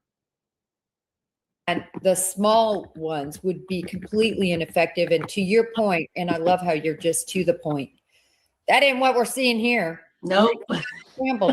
And nope. Why do you need to take the door camera if you got a jammer? And you know what works on the same frequency as a jammer? A pacemaker.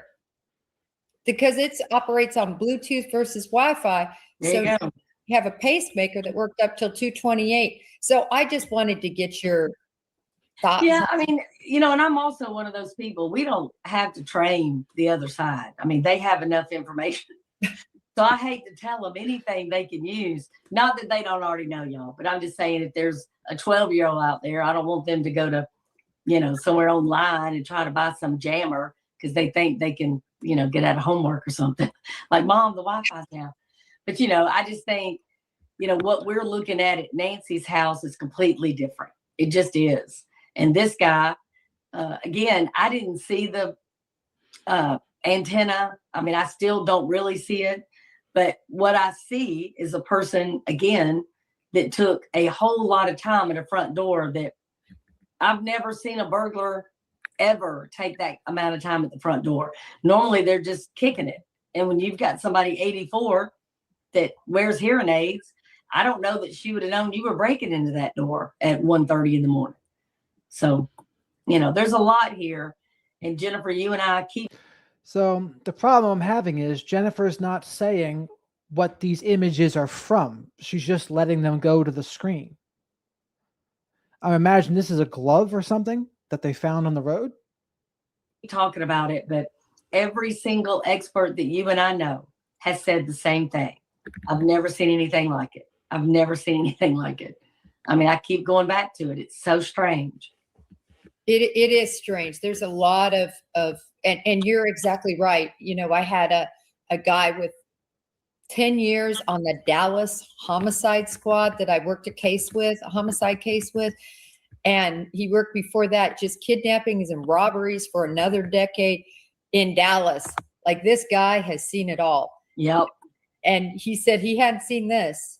He hadn't seen an 84-year-old, taken from her bed. Mac, remind me, were you and I on after or before I found that case of that 80-year-old that was taken in South Carolina? Was that? I did not know about that. Let me just give you a few of the details really quick, because I've already been over with the audience. But basically, an 80-year-old woman, she's sitting at home minding her own business. Some bad guy steals a van, career criminal piece of crap. His van that he stole from the church breaks down right near her house. So then he breaks into her house to steal her. Yeah, I'm sorry. You did tell me about that. Oh, good. Yep, I remember that. I didn't remember South Carolina, but yes, I remember that. Yeah, and then he ends up, putting a gun to the back of her head, sadly. But to me, that's so much different because he wasn't masked. He wasn't planning on it. That was just, so that's literally the closest case I can find until, started peeking around cases. And I was really bothered by a Scottsdale, Arizona case that just happened in January. Right. Matt. This isn't something I'm talking about from 4 or 5 years ago. This is in January. And listen to this modus operandi. There's 2 kids that are in California, about 6.5 hours away. They are in contact with 2 people. And I still don't know. None of us know how that took place until, it comes public. But from 2 guys operating on, what's the name of that secret? It was used in the Karen Reed case. Oh gosh. The app. I don't know the name of it, but I know what you're talking about. Yeah, that app. It'll come to me. In fact, somebody will probably put it on up here before I remember. But basically using that app and using these nicknames. One nickname was Red and the other one went by 8. And they sent somehow a signal. Thank you, Elena. And they somehow sent. By the way, please remember to like the video while you're here. Likes are free. Leave your DNA on that like button. Subscribe to the channel if you haven't already. The subscribe button only requires 1 rep. The like button would require a rep once a video. Keep that in mind. And say hello to the flock of black sheep here in the live chat. A lot of people say they don't get along with others in other places, but they come here and they get along with folks and they fit in. $1,000 to them. Again, all this should be so traceable, but will it be? And for them to buy what they needed to buy, Mac, to go to who they identified, which was true, as some very well-off individuals, had these 2 break in. Now, these guys did it not like this guy. These kids pounded, they were, I think, 16 and 17, 18, pounded windows, went in, tied these people up, brutalized them, by the way, and trying to get 66 million in Bitcoin, right? So a similar. Sure. So just give me your feedback on that.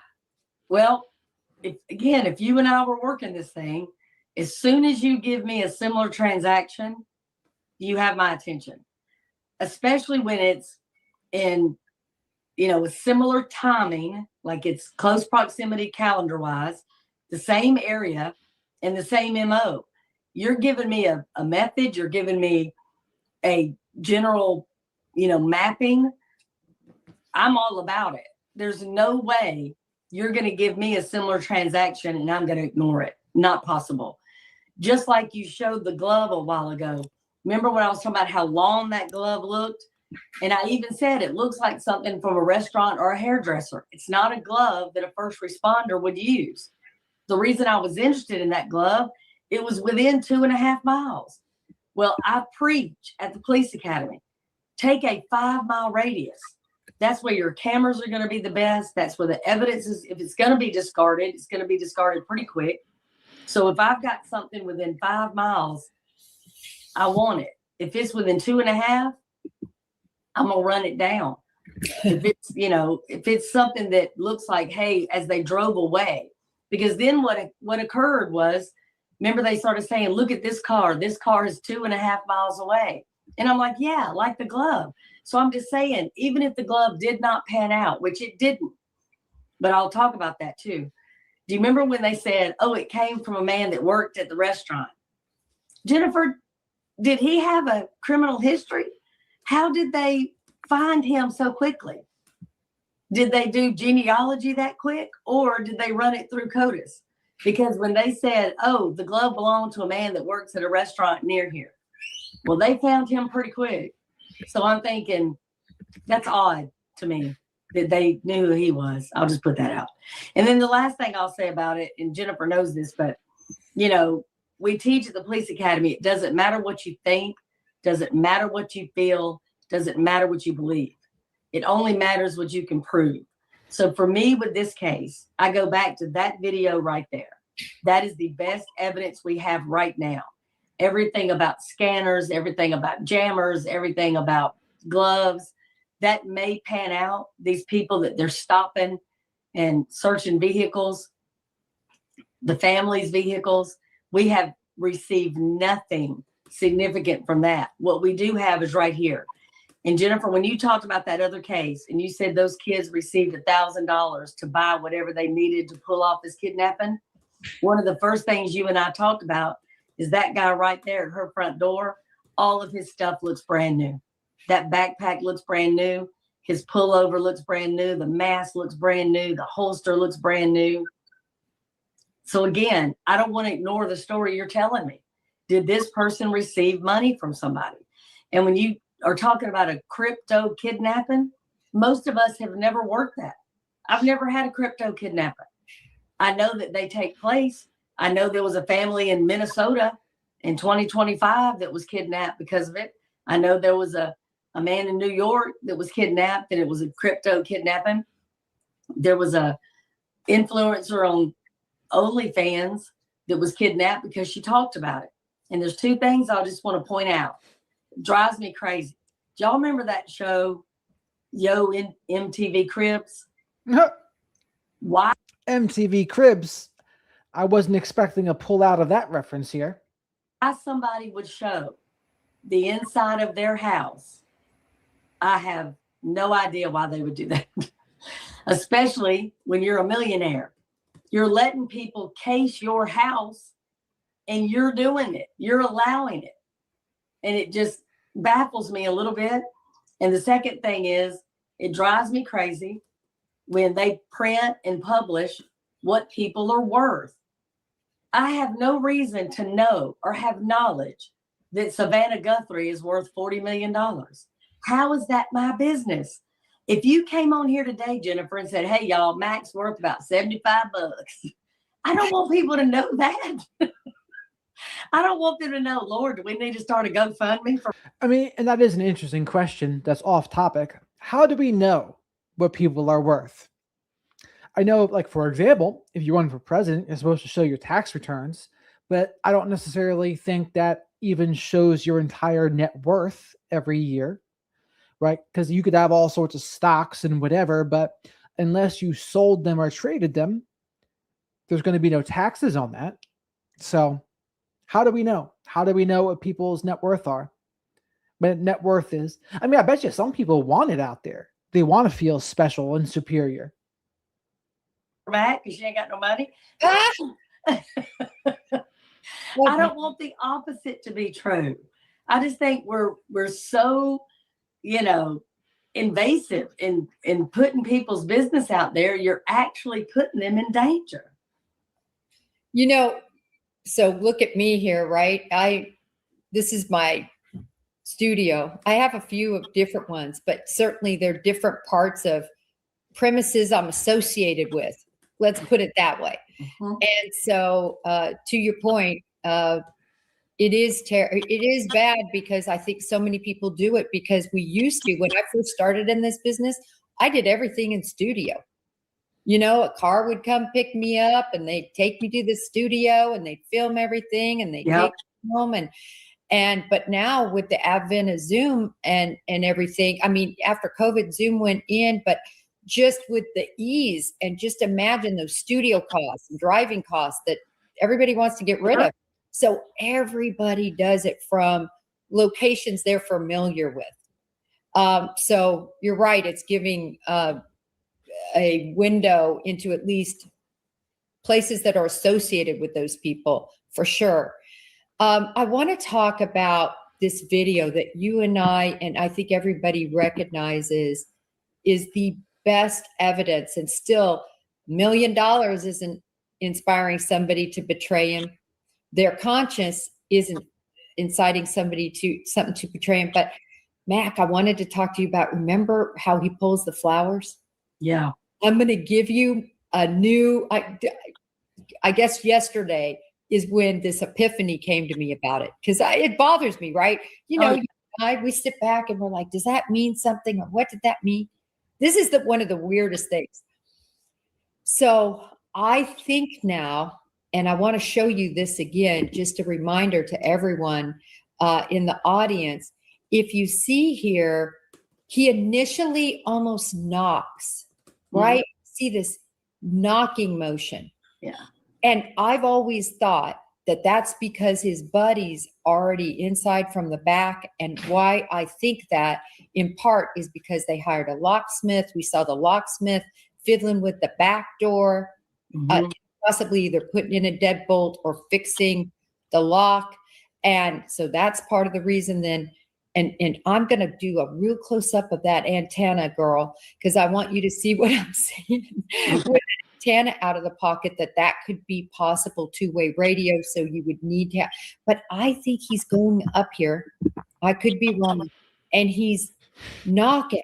He's like, dude, let me in. I'm out here, because I think that his job was just disable that camera so they could take her the closest route from the interior of the house to that vehicle that I believe is there in that circle drive, as opposed to walking her around the entirety of the house for all other cameras to see.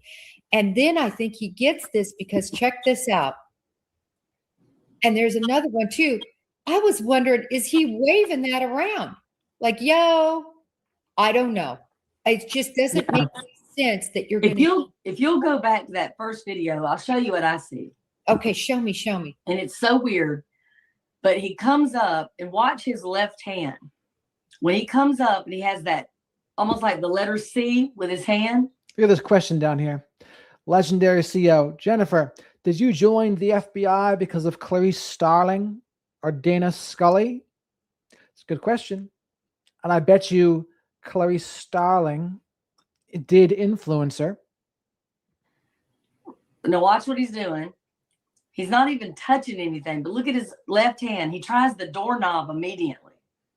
So the first thing he wants to know is, can I just open the door?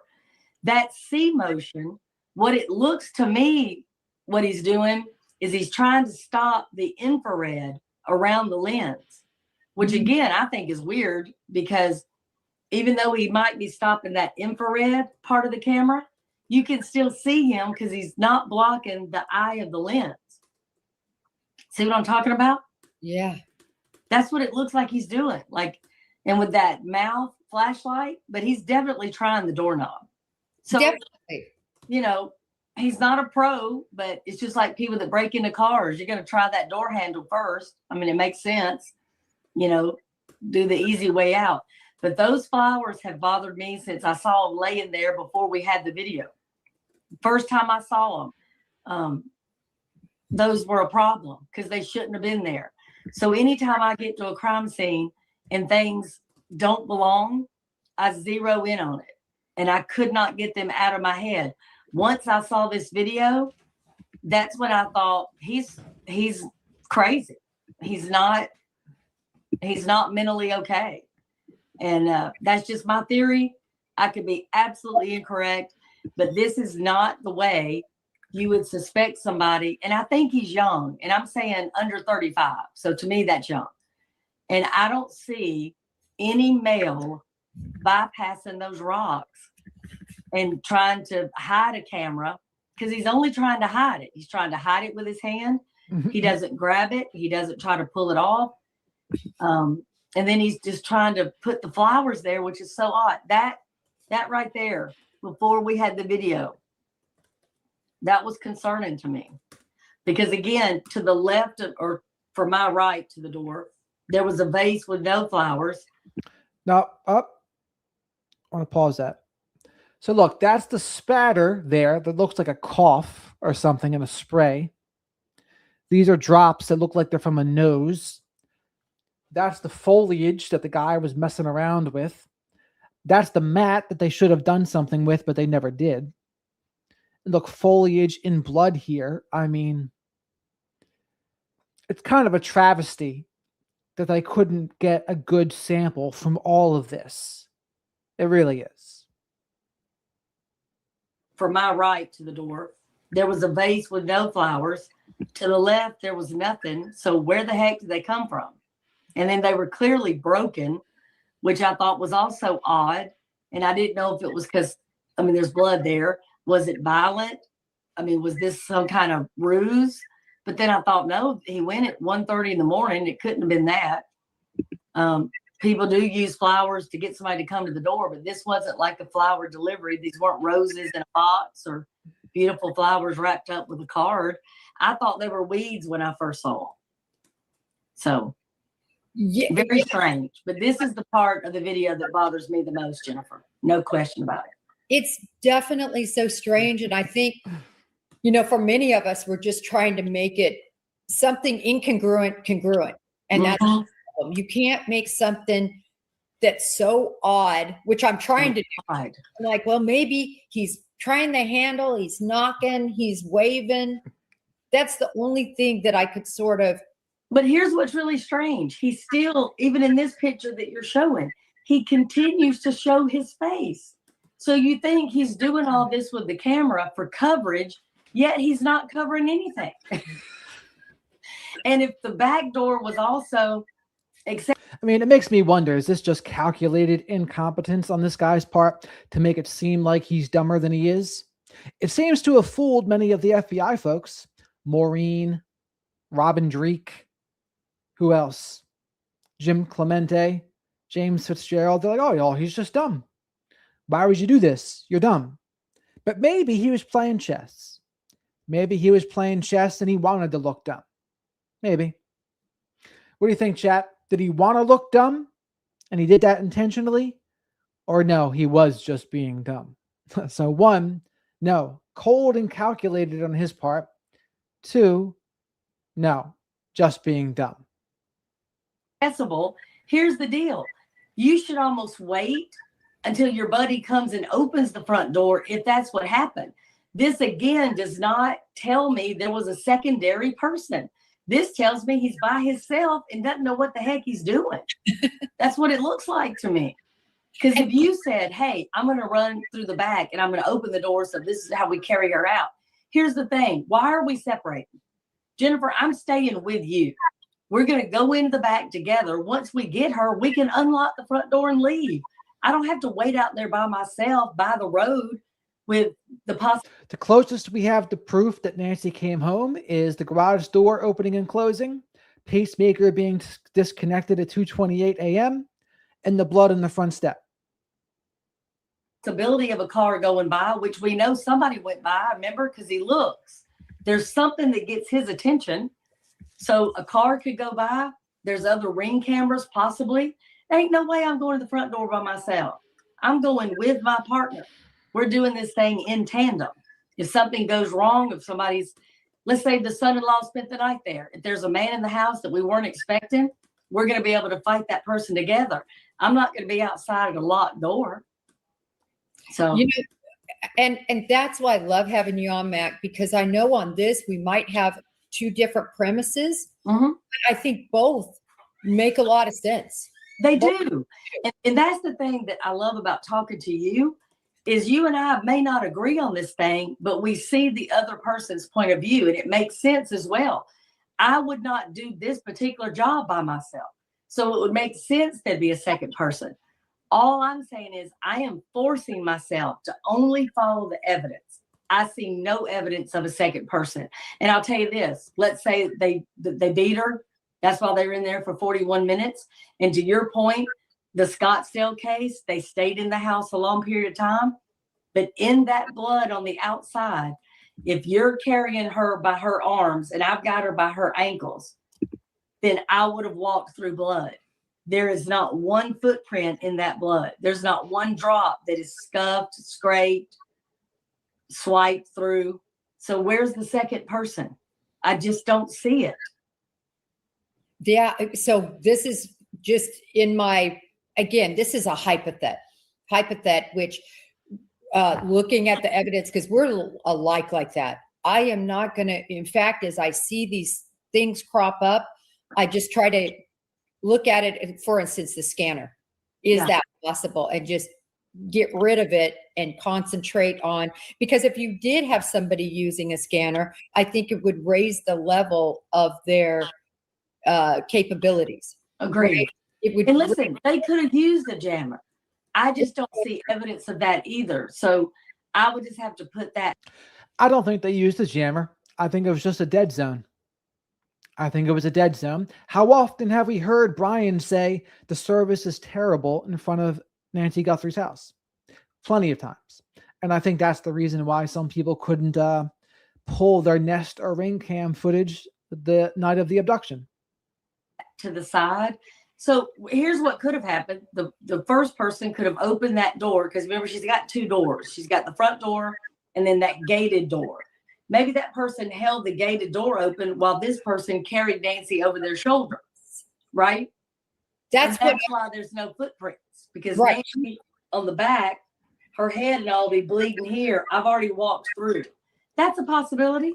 So me and you be like, dadgum, we're back to two people. Possible. That's why these cases are what they are. I mean, as soon as I'm like, oh, Jennifer, that FBI agent, she's crazy. She don't know nothing. And then I'm like, dang, she could be right. And that's the deal. That's the thing. You're sitting in the squad room, and we at least we called it cutting up cases. Come on, let's cut them up. Yeah. And you're sitting there and you're talking because you're sitting at a table with a guy with 20 years experience.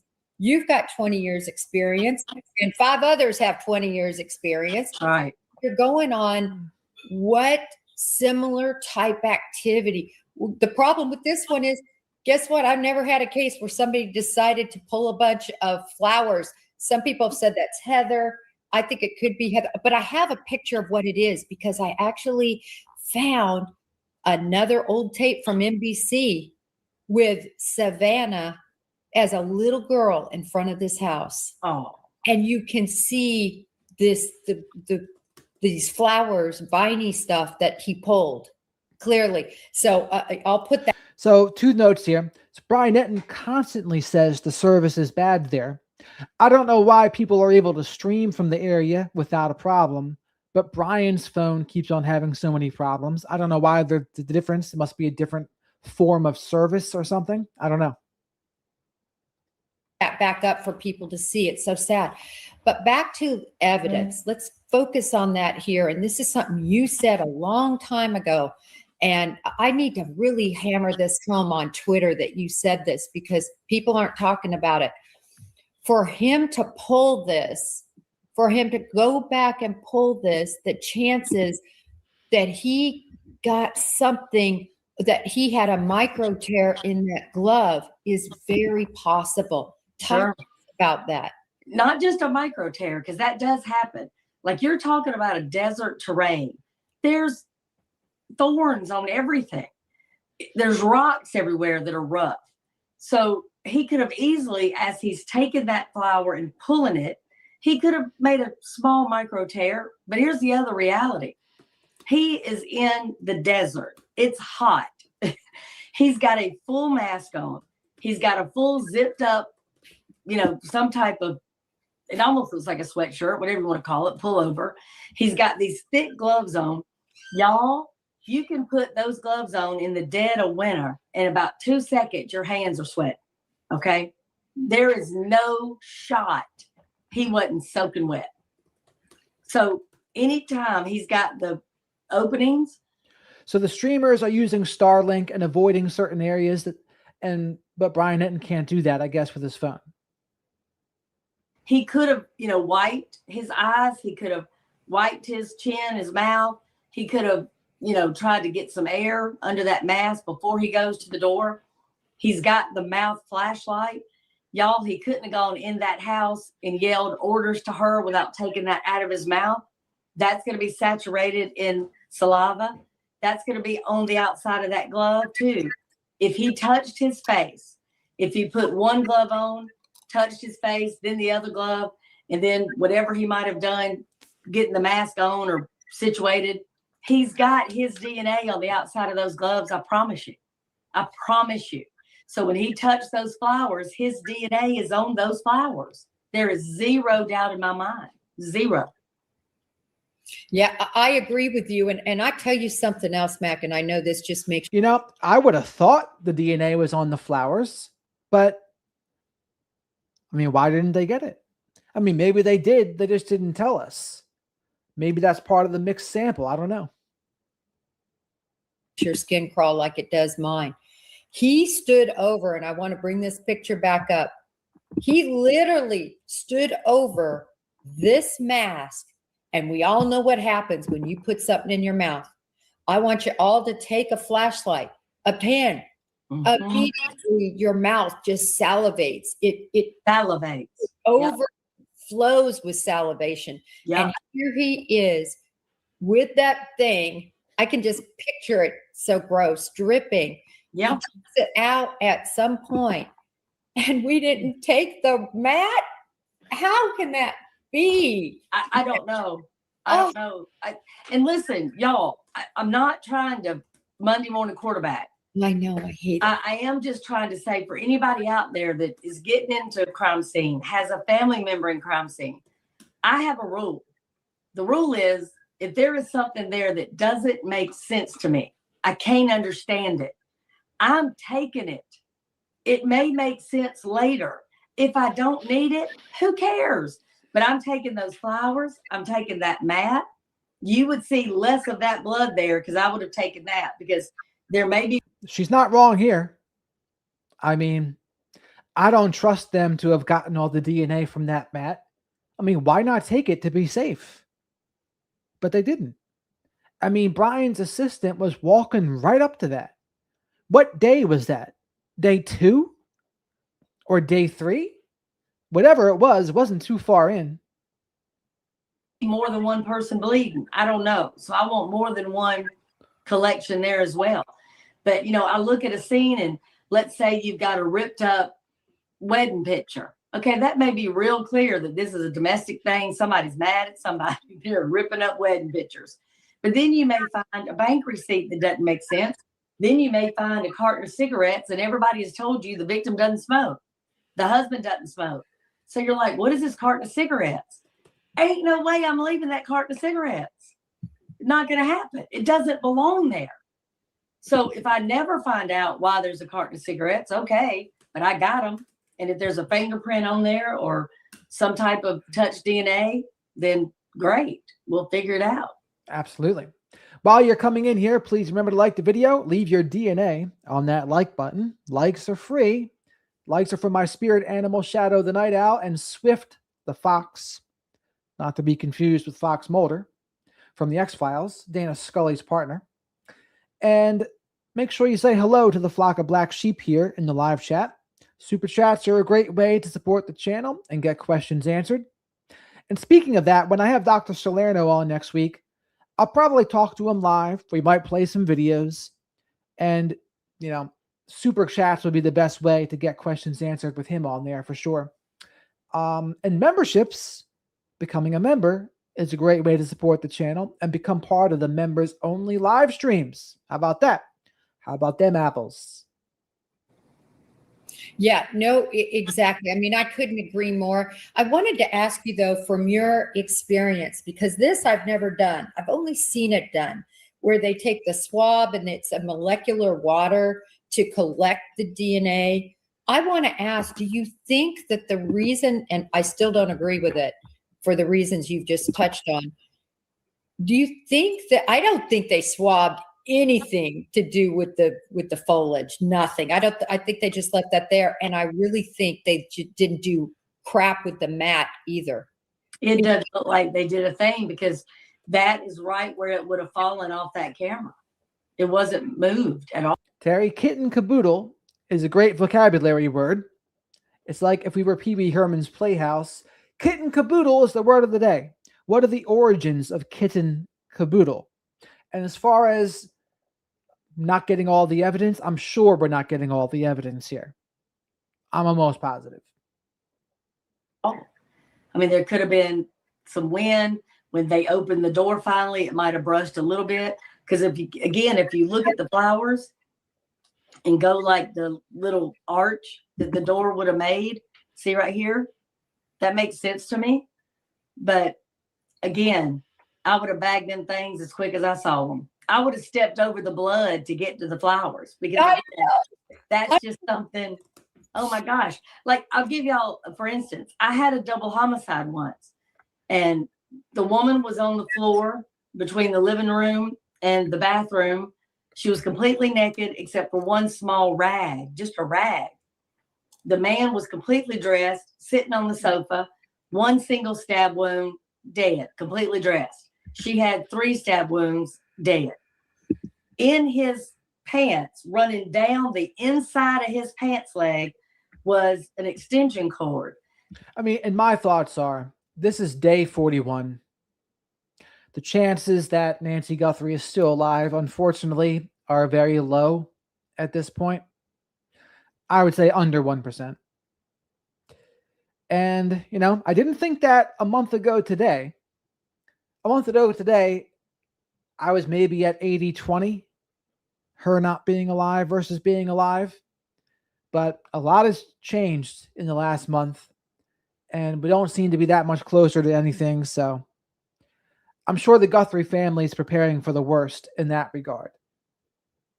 The male end hanging out of his buckle right here, the female end hanging out of the cuff of his pants. I could not stop concentrating on that extension cord. I'm like, what in the world? This is a couple. I don't understand the extension cord running down the inside of his pants. I kept talking about it. Finally, my captain was like, hey, Mac, do you see 2 dead people here? You might want to concentrate on those 2 people. But I was in my way. That extension cord did not fit. I'd never, ever seen anything like it. I ain't seen anything like it since. So my focus again at that doorway would have been those flowers until I could make that make sense. Yeah, I couldn't agree more. We've always been on the same page with that. But like you said, neither of us like to Monday morning quarterback because we've been there. We've been the quarterback that made the mistake. Yes, Lord. The errant pass, that forgot to do this. But this is what I always like to say when I would make a mistake. I said, you know what? I've never made a mistake about something I already knew. Does that make sense? I do things right. When I would do that thing where you get in trouble or where you should never is make a mistake twice. The same. Yeah. So hopefully that's a great way to say that. Yeah, that's a great way to say that. Yeah. And y'all, things happen. I mean, Jennifer, come on. You get into a situation, and I'll use the Olympic Park bombing. Even though we had trained for years. All right. We got a new Ashley Banfield video. Shall we go there? I think so.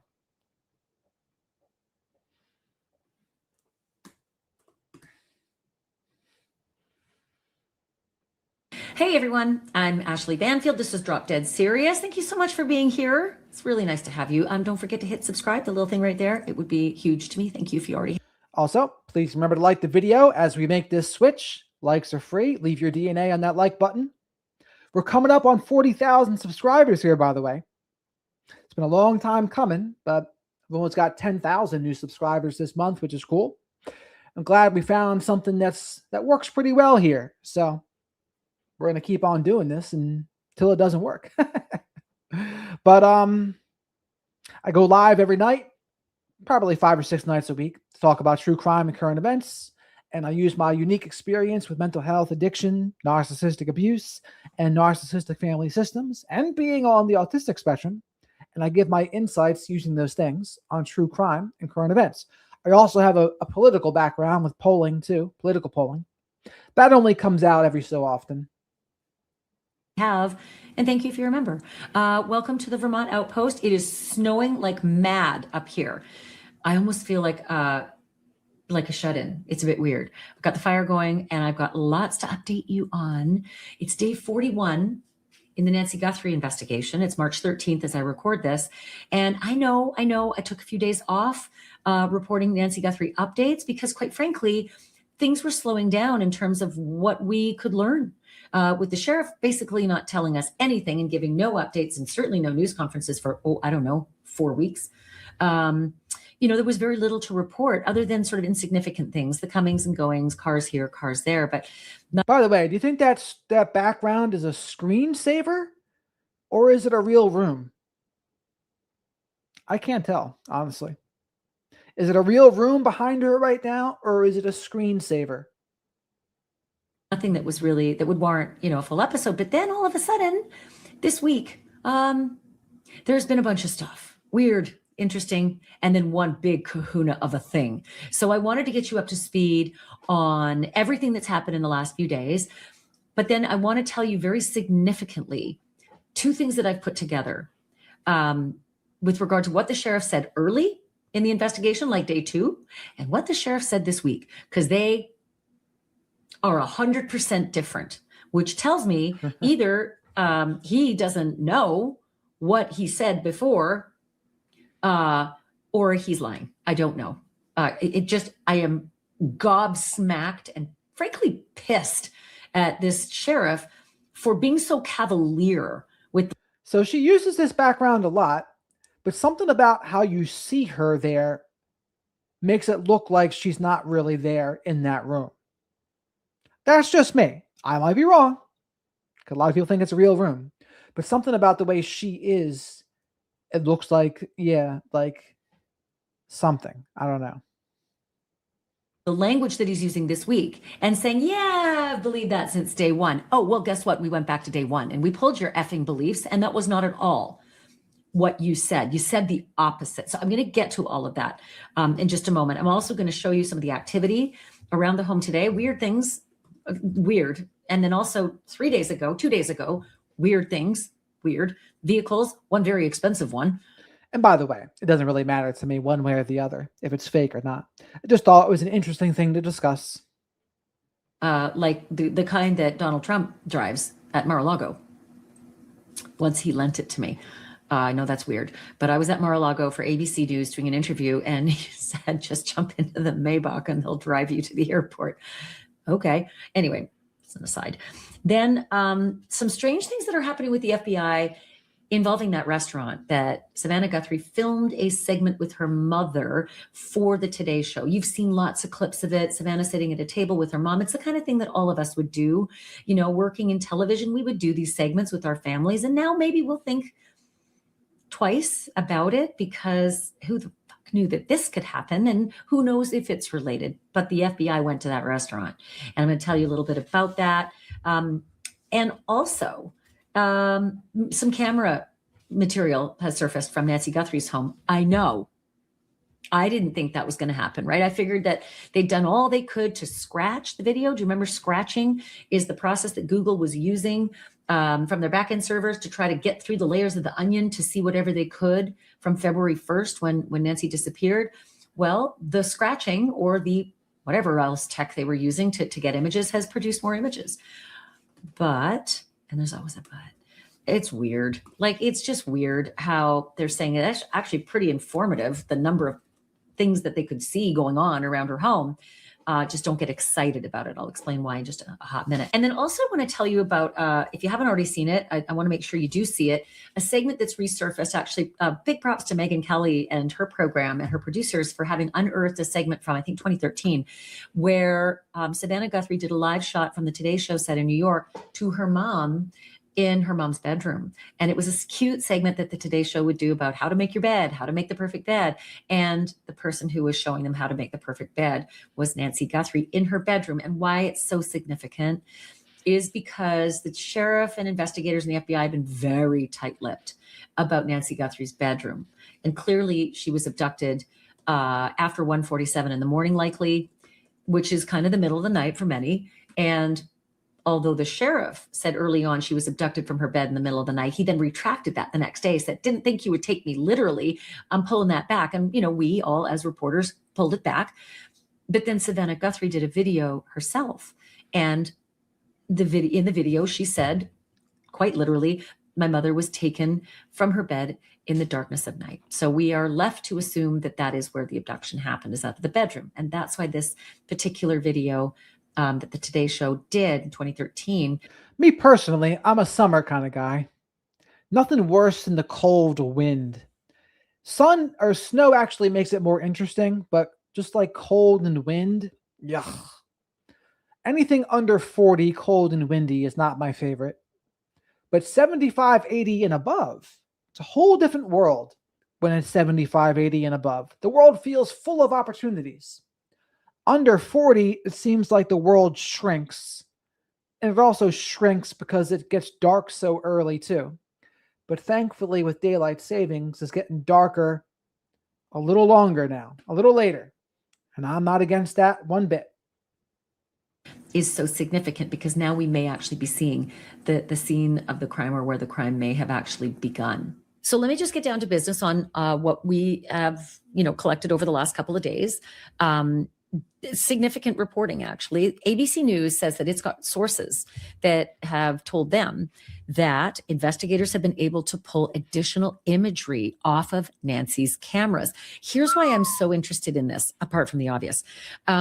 Because up until now, we've never really known how many cameras were outside of Nancy's home. We knew for sure the camera was at the front, right? The doorbell cam, the Nest cam, which I believe I brought you on day 3, that it was a Nest cam. So we know that, and of course, captured the images of the suspect. But we didn't know what else she had. We knew that the investigators had not taken the outdoor camera that was up on the casita, like the pool house. And then several days later, we could see them up there dismantling it and taking it. It's like, that was a couple days late. Anyway, so we knew that one existed. We did not know for sure if there was a garage camera. We did not know if there was a back doorbell camera. But now ABC has actually recovered some of this really interesting information. Okay, so I can tell you that there were cameras that pointed to the swimming pool. I'm assuming that's the one that they missed and got later. I don't know, maybe not. There were cameras pointing towards the backyard. That could also be the camera, right? That they got later up on the casita, or maybe it was the back of the house pointing towards the pool. Don't know. There was a camera pointing to the side yard. Okay, well, side yard is a tricky one because there's a. So she's explaining where the cameras are pointing, where they got the thumbnail images / photos from. The things to remember is there's none from the night of the abduction. But again, considering the front porch cam had images and video from multiple days, maybe that person is also seen in one of these cameras. Not beyond the realm of possibility. Backyard and a pool, and it's all in the back of the house. Then there's the casita, and then there's kind of the driveway into the garage, which might be considered a side yard because it's certainly the side of the house. I don't know what the reference to side yard is. Nothing says specifically that there's a garage cam, but I still wonder how they know exactly when the cameras went, when the garage door went up and down the night that Nancy Guthrie was dropped off. Does the garage door itself record that? Maybe, probably. Was there a camera pointing that way that recorded that? Maybe, don't know. But I am interested to hear that the recovered images that ABC source says that they got were from cameras pointed at the swimming pool, the backyard, and the side yard. So those are 3 cameras that we know images were recovered from. We do not know if there were additional cameras that maybe they got nothing from. Okay. So I'm still curious about additional outdoor cameras, what kind of security Nancy may have had. So it's a bit of a bummer though. I'm not going to lie. When I first saw the news, I thought, oh, dear God, thank you. Finally, more leads to go on with this monster. Maybe they've captured him doing something else. Certainly, maybe they were able to find out if there's an accomplice or not. I'm still going with not. And that's just my theory, not at all what the police are saying.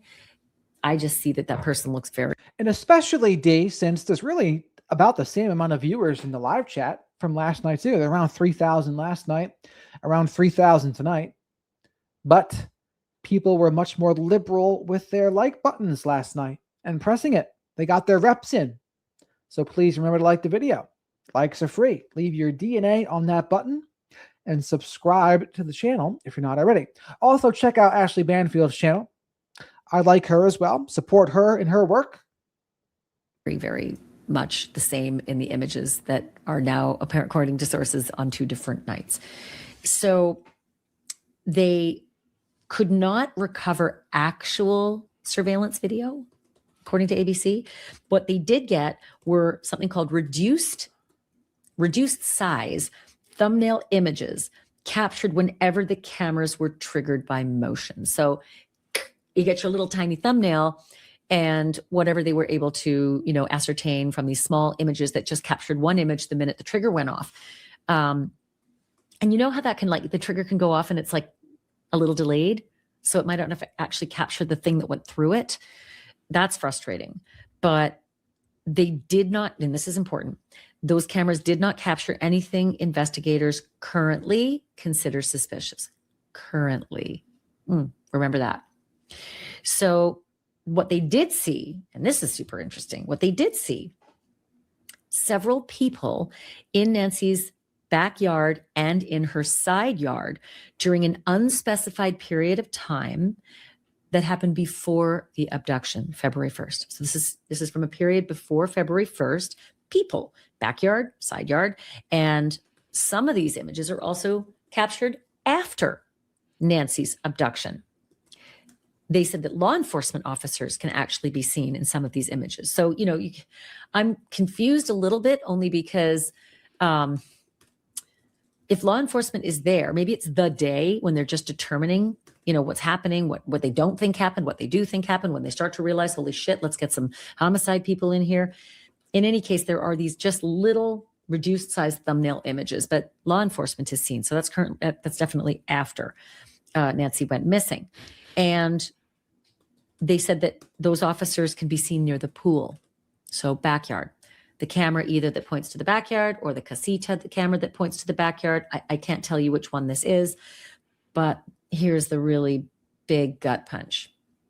ABC says its source tells them the cameras captured, quote, nothing on the night that Nancy Guthrie was abducted. What a piss off. We already mentioned this. Brian had mentioned it too. I'm going to still hold out hope, though, because I think that work maybe is ongoing, that they're still trying to scratch. Maybe they're still trying to get those layers of the onion of the video that, without the subscription, PSA, folks, please get a subscription if you have a security or a doorbell cam. It's not that much money. And my God, it can mean the difference, between holding people accountable or even. So people were saying that Savannah was mad that the reports came out that Tommaso was a prime suspect. Megyn Kelly reported that. Megyn Kelly reported also that the Guthrie family was looking into legal action, but the crew that Megyn Kelly had on, including Mark Garrigo, said that lawsuit would be dead on arrival. Excuse the pun.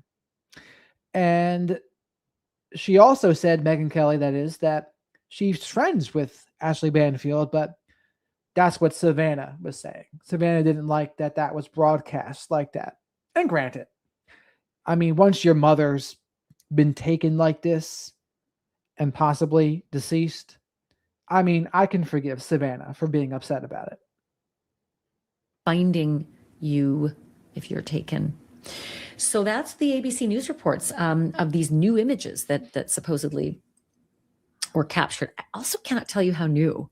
This information could be new to ABC, but it may not be new information. This may be stuff that's already been around for a bit. Don't know, but I just like the idea that there are these images of people in the backyard and the side yard, because that helps, right? Because you're going to look at all contractors, you're going to check all people, and maybe there was somebody in the backyard doing something that they had not considered before.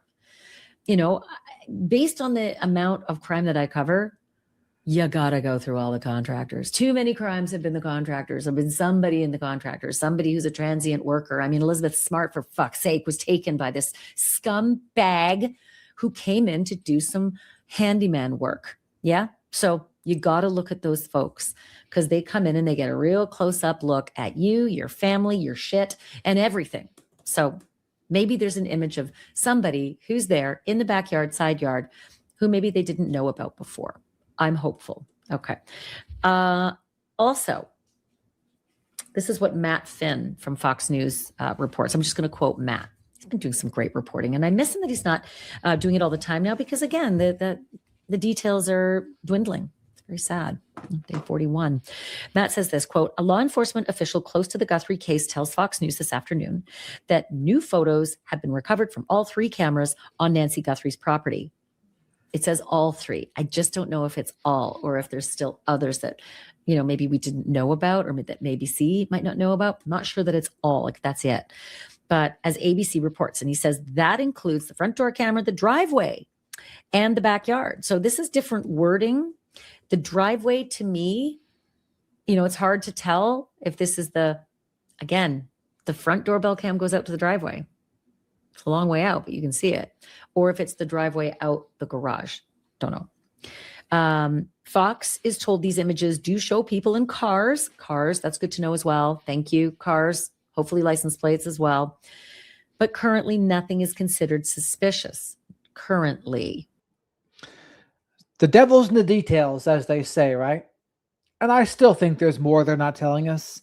I kind of think they're just breadcrumbing the media at this point. Brian and friends are doing their best to get the information they can, and local law enforcement's just breadcrumbing them. We got a couple images from some of the Nest cams. We're not going to show you what they are, but we got some. Here's a little breadcrumb. So breadcrumbing applies not just to narcissistic relationships, but cases like this as well. We're also coming down to the home stretch here to 1,000 likes. So please remember to like the video. Likes are free. Leave your DNA on that like button. And do it for my spirit animal, Shadow the Night Owl, and Swift the Fox. And say hello to the flock of black sheep in the live chat here. As you're investigating, it may become suspicious. You don't know. No arrests, etc. These images were captured in the days and weeks leading up to Nancy's disappearance on February 1st. But, in capital letters, but federal investigators have so far been unable to recover new images from the critical hours on the actual night and early morning that Nancy went missing. Fox is told that the FBI does not have plans to release these new photos at this time. If there was a reason to share these. Brian did not say this part, so they don't even have a plan to release these images and photos. So why even say it? Why even say it then, right? Like, come on. Images with the public, the FBI would, end quote. Obviously, they're just saying right now, we got pictures of people, but right now, we don't know if these people, that we got to put the APB out, right? We don't know that we need to crowdsource this. Okay, so here, though, is the thing that's right under my skin, in my craw. Obviously, every time Sheriff Chris Nanos gives an interview, which is, sporadic and selective, to say the least, I hang on every word because we don't get a lot of words. There's no press conferences. They have stopped giving out the regular, semi-regular briefs that they were giving out, media briefs. And whenever he speaks, every time there's just something else that doesn't make sense or is in direct contradiction to something else he has said. And woo, what a humdinger this one was. Okay. This one was a mofo of a humdinger. He said something this week that is in direct conflict with what he said in the first hours after Nancy disappeared. Get to that in a moment. First, quick note from my sponsor. If your teenager is glued to their phone 8 hours a day, barely sleeping, obsessing over how they look, please stop and listen.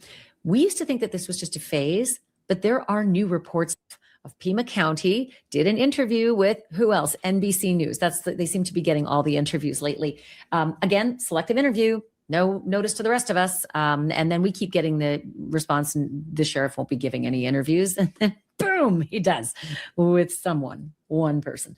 Okay. And this is critical because he said something in this interview that stood out like a freaking sore thumb. He said effectively that he believes he knows why the suspect did this.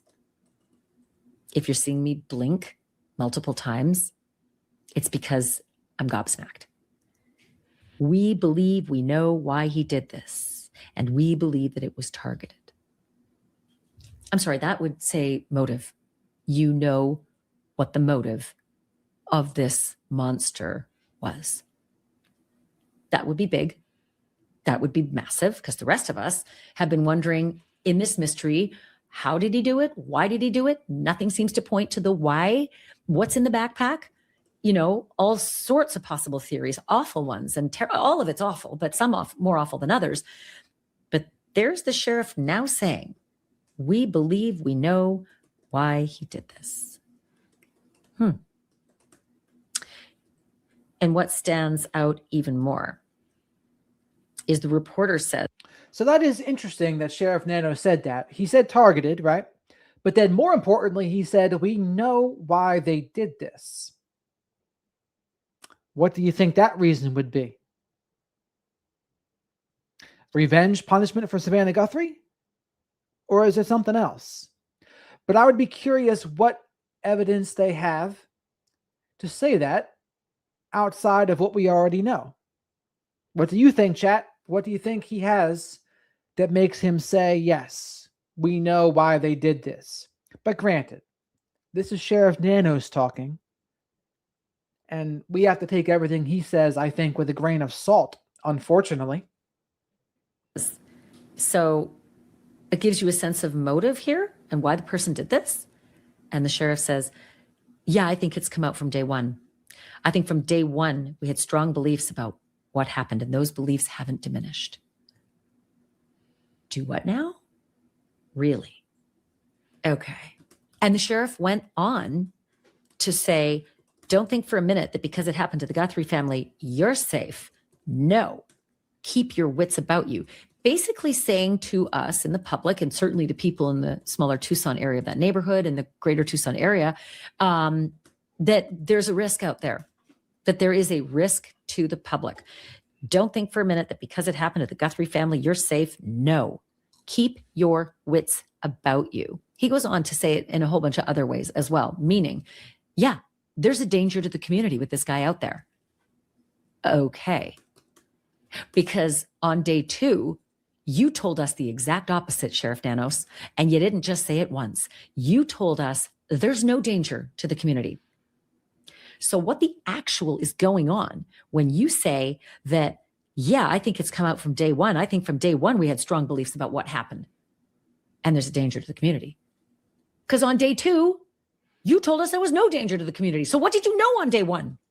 Because it seems now on day 41, you do not have the same beliefs as day 1. Let me just play you the NBC interview, and then I'm going to play you what he actually said on day 2. Take a look.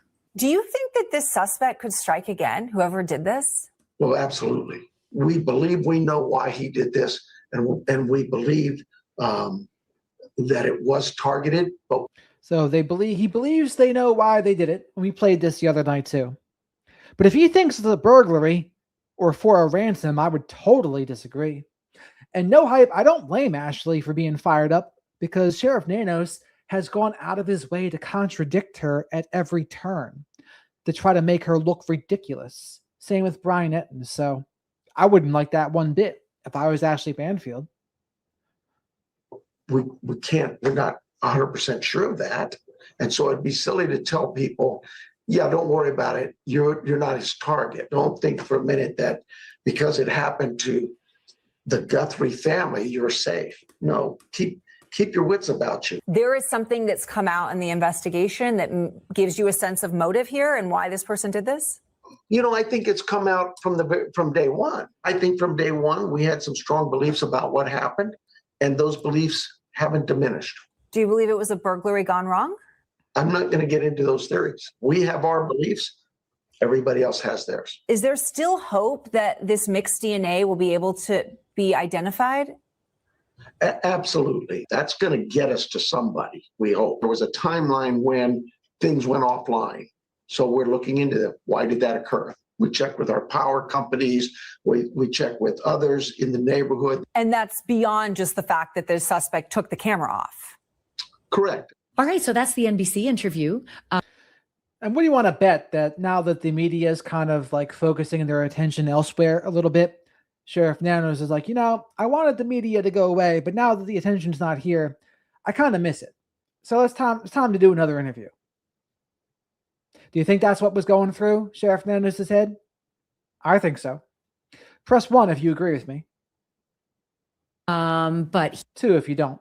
he also gave a nice selected interview to one of the locals, KVOA, and I believe that's where Savannah Guthrie started her broadcasting career after deciding that she didn't want to practice law anymore, but wanted instead to go into broadcasting, and eventually ended up at Court TV, which was legal broadcasting. By the way, as a quick aside, Savannah and I once talked at Court TV about her background in law, and she actually worked on the Enron case. So if you're ever wondering just what kind of a lawyer Savannah Guthrie was when she was practicing, she was a hell of a good lawyer. She worked on one of the most prominent cases, back in the day with Ken Lay and Enron. Remember that case? And then she moved on to be a legal journalist, and then obviously this titan of broadcasting on the Today Show. So KVOA, which is, again, I believe Savannah's first broadcasting job, the reporter asked this question: for those in the community worried about their safety because the suspect has not been arrested, what is your message to them? And this is what the sheriff answered back. Messages to everybody, putting this case aside. If I understand we live in a beautiful area and nice clean air, and people like to have their windows open at night. I would tell you, because I'm just a cop, don't do that. Lock your windows, lock your doors. If you've got a security system, I've learned from this. I have a security system too. Make sure you've got that recording that's not just recording itself over and over and over again. A subscription, maybe a cloud server. I don't know, but I'm saying take a look at your security system. Well, okay then. So we should all be concerned because there's a monster, in our midst. Okay. That's not what you said on day one. On day one, I should say day two. On day two, which was Monday after the Sunday that Nancy Guthrie disappeared, you gave a press conference and you assured us all that there's nothing to worry about. There's no boogeyman out there. There's nothing to be concerned about. No cause for alarm, no risk to the community. And again, you said you had a handle on things day one. Why did you say that? Why did you believe there was no risk to the community on day one? Because just this week, you have said quite literally, Sheriff Nanos, that I think it's come out from day one. I think from day one, we had strong beliefs about what happened. And he's saying the person can strike again. So Ashley Banfield's very correct here to be calling out his contradictions. This is exactly what Sheriff Nanos did to her. And in fact, Ashley Banfield did less wrong, provided, of course, her source is legit, which I think she would be, right? Why would she ever report on something that was not legit? But Sheriff Nanos does not have the same excuse. And you should be concerned about what's happening. There's a danger out there in the community. This is what you're saying this week. So don't take it from me. Don't let me paraphrase the good sheriff. Let me play you what Chris Nanos, the sheriff of Pima County, said in his first press conference on Monday, that day two of the Nancy Guthrie investigation. Here's what he said. Well, no, I don't think there's an active threat, but I hate to say that because, we're going to canvass that neighborhood and maybe there's a prowler been seen around. There's a lot of work still to do.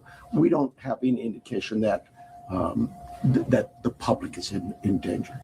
So that's what Sheriff Nanos said on day two of this investigation. Nothing to worry about. No concern out there for the public. No, nothing to worry about. But, on week 6, instead, he is saying absolutely there's a concern to the public out there. And we've known since day one what this person was doing and what he had planned to do when he was in there. We've known effectively motive. My words, not his. But you heard me. You heard him. So what the hell is it? You've known since day one what the suspect was doing there and that there's a concern to the public? Then why didn't you say that on day one and day two? Why did you tell us, no worries, no concern? And why did my sources tell me what your focus was on day one? You towed the brother-in-law's car. Then you searched their house. You called off the search for Nancy Guthrie. You turned over the scene and you told the public there was nothing to worry about. What changed, Sheriff Nanos? Did we have nothing to worry about on day one because your beliefs were something else? Or? Well, Sydney, we are night owls here, the flock of black sheep. That's why my spirit animal, one of them, is Shadow the Night Owl. My reasoning why some people are a night owl, I think there's a genetic reason sometimes. Our ancestors, maybe they were the ones that had to stand watch for the saber-toothed tigers or whatever. But I think another reason is if you had a toxic parent, narcissistic parent, and you were constantly belittled, criticized, put down, and had to walk on eggshells throughout the day, you weren't allowed to be yourself because if you were punished or scapegoated. There was one time of day when that was not the case, and that was at nighttime when everyone else went to bed. That's when your nervous system could finally relax and you could have some peace for a little bit. For some people, that was early in the morning too. But I do think there's something to that. I think there is something to that where if you had a parent like that or parents like that, you might have been prone to becoming a night owl. But what do you think? Is that plausible, chat? Press 1 if you think so, and 2 if you don't. Did you not believe since day one that there was a danger to the community out there and that you've known all along what the motive is? I don't understand you anymore, and I don't feel like I can trust what you say. And this is not the first time I've said that and had to say that because of these competing statements and competing wisdoms. Just be straight with us. And I get it. Look, I've been a crime reporter for 38 freaking years. I get it. You can't always say things, but then don't say them. Like if you can't say things to protect an investigation, don't go yammering on and saying conflicting things, because that just makes us think you don't know what you're doing. And when someone's life is at stake, and maybe the prosecution of someone who might have done something to that person, when all of that is at stake, we need to have faith in you and your abilities. This doesn't give us that faith. Which brings me to another topic. Brian Enton reported. So it looks like most people agree with me, almost everyone actually, that it makes sense that could be why they're a night owl, or maybe they like early in the morning. And I totally get why Ashley's passionate about this, especially if it comes out like what Megyn Kelly had said. She might be a little frustrated about that too. But I think a lot of it's because Sheriff Nanos contradicted her, right? I mean, Savannah might be looking at that and he's like, oh, my hometown sheriff is contradicting Ashley Banfield. So why would Ashley Banfield like that? It almost like makes her look silly. So I wouldn't like that. Those are some of the things that Sheriff Nanos does not need to say. Like, why say that? Are you helping? I don't think you're helping. But I think last week that the FBI had gone back to the restaurant where Savannah Guthrie and her mom filmed a Today Show segment. It was such an adorable segment. You've seen it on a loop by now. This beautiful lunch that she's having with her mom. It's upsetting to watch it now, knowing what this family has gone through. But that restaurant was called El Charro. And Brian Enton reported that the FBI agents went back to El Charro to start asking some questions, right? They were asking employees if they remembered seeing anybody while the Today Show was there filming that segment with Savannah and her mom. So the FBI came back, according to Brian Enton, and said, did you see anything strange? Anybody who was hanging around who didn't fit, right? Anybody who was watching the filming. And then they said, apparently, Enton said that the agents reportedly wanted to know if anybody seemed overly interested in that segment being filmed.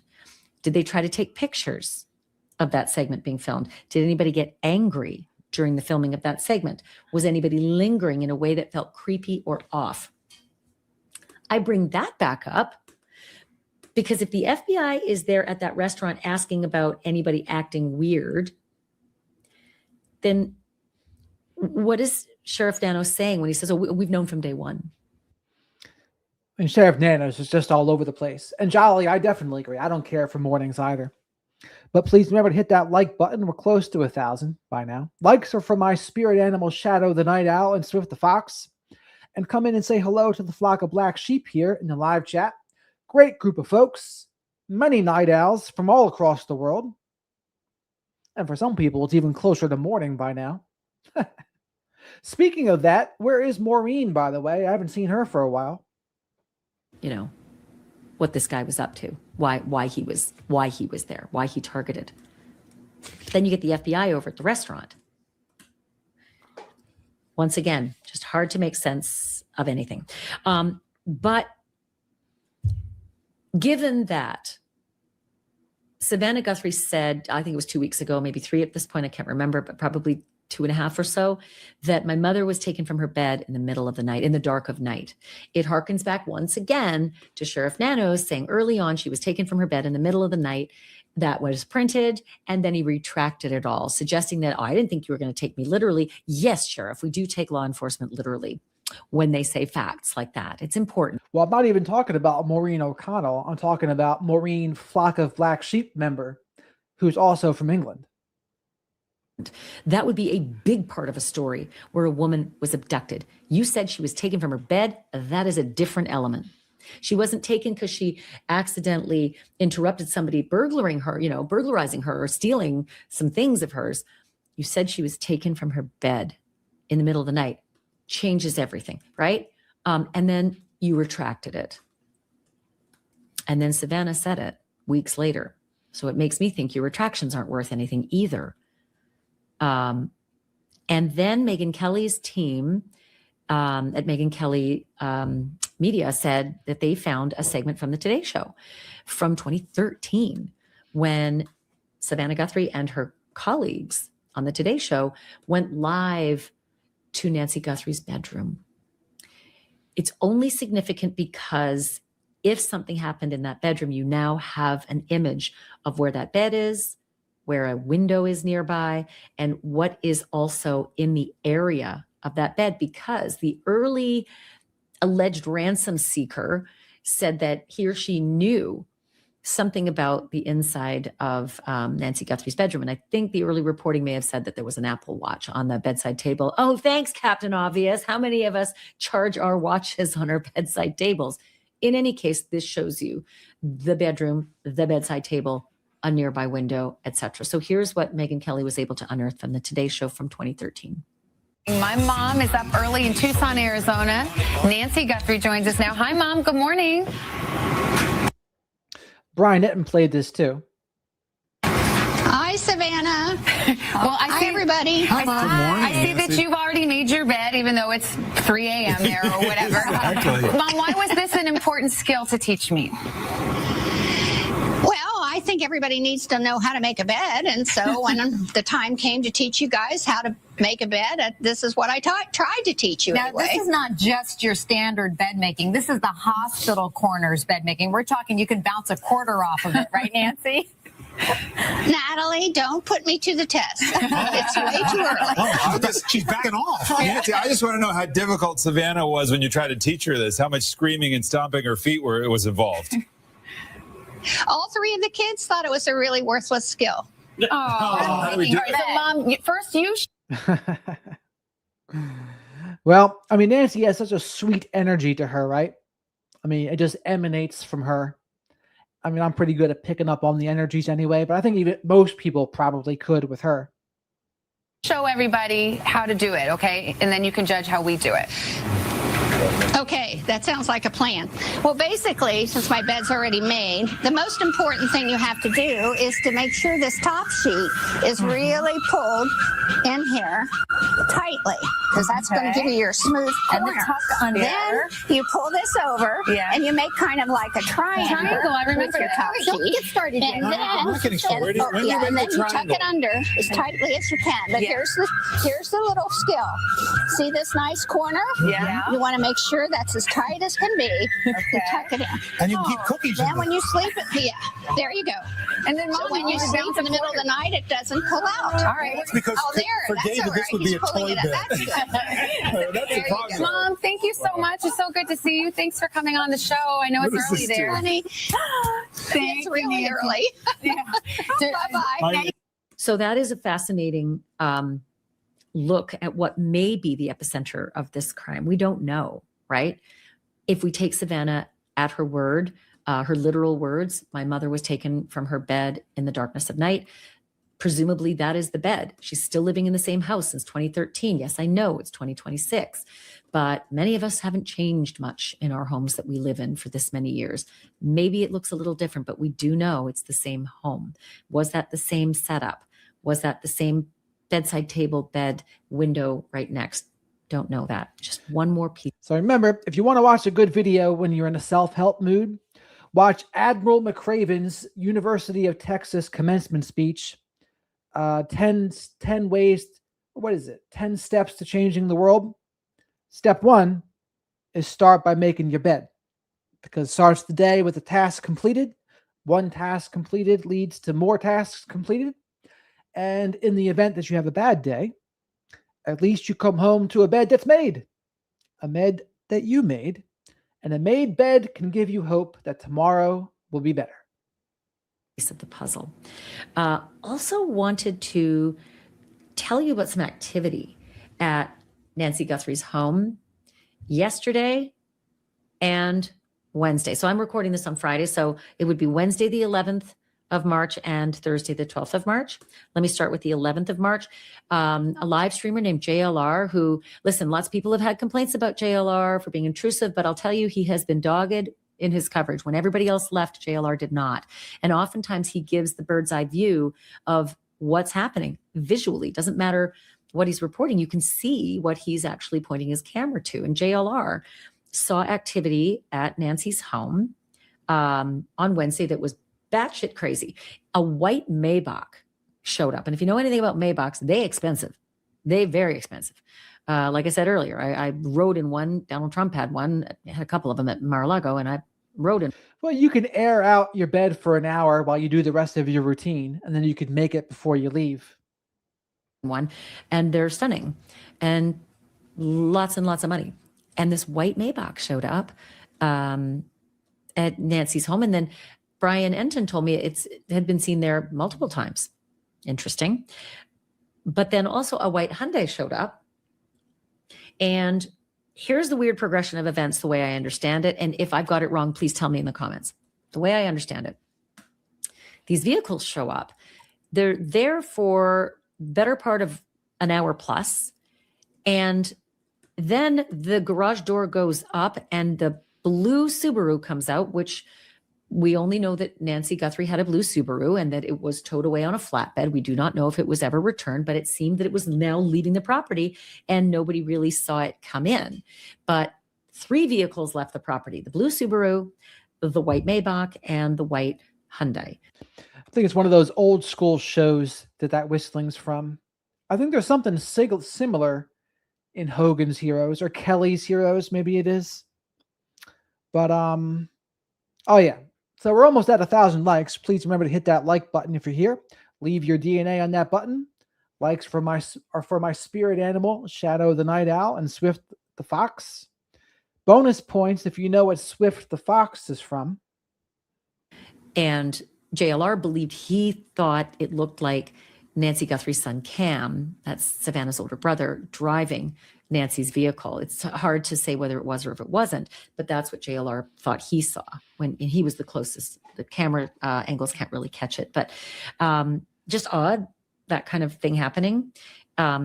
Also because as far as vehicles that have been seized under warrant in this case, the very first one to our knowledge that was seized was Annie Guthrie's vehicle, and it has not yet been returned. As of this recording, March 13th. So what did she say about the car there? Like there was a car there multiple days that was worth 200,000, someone said in the chat.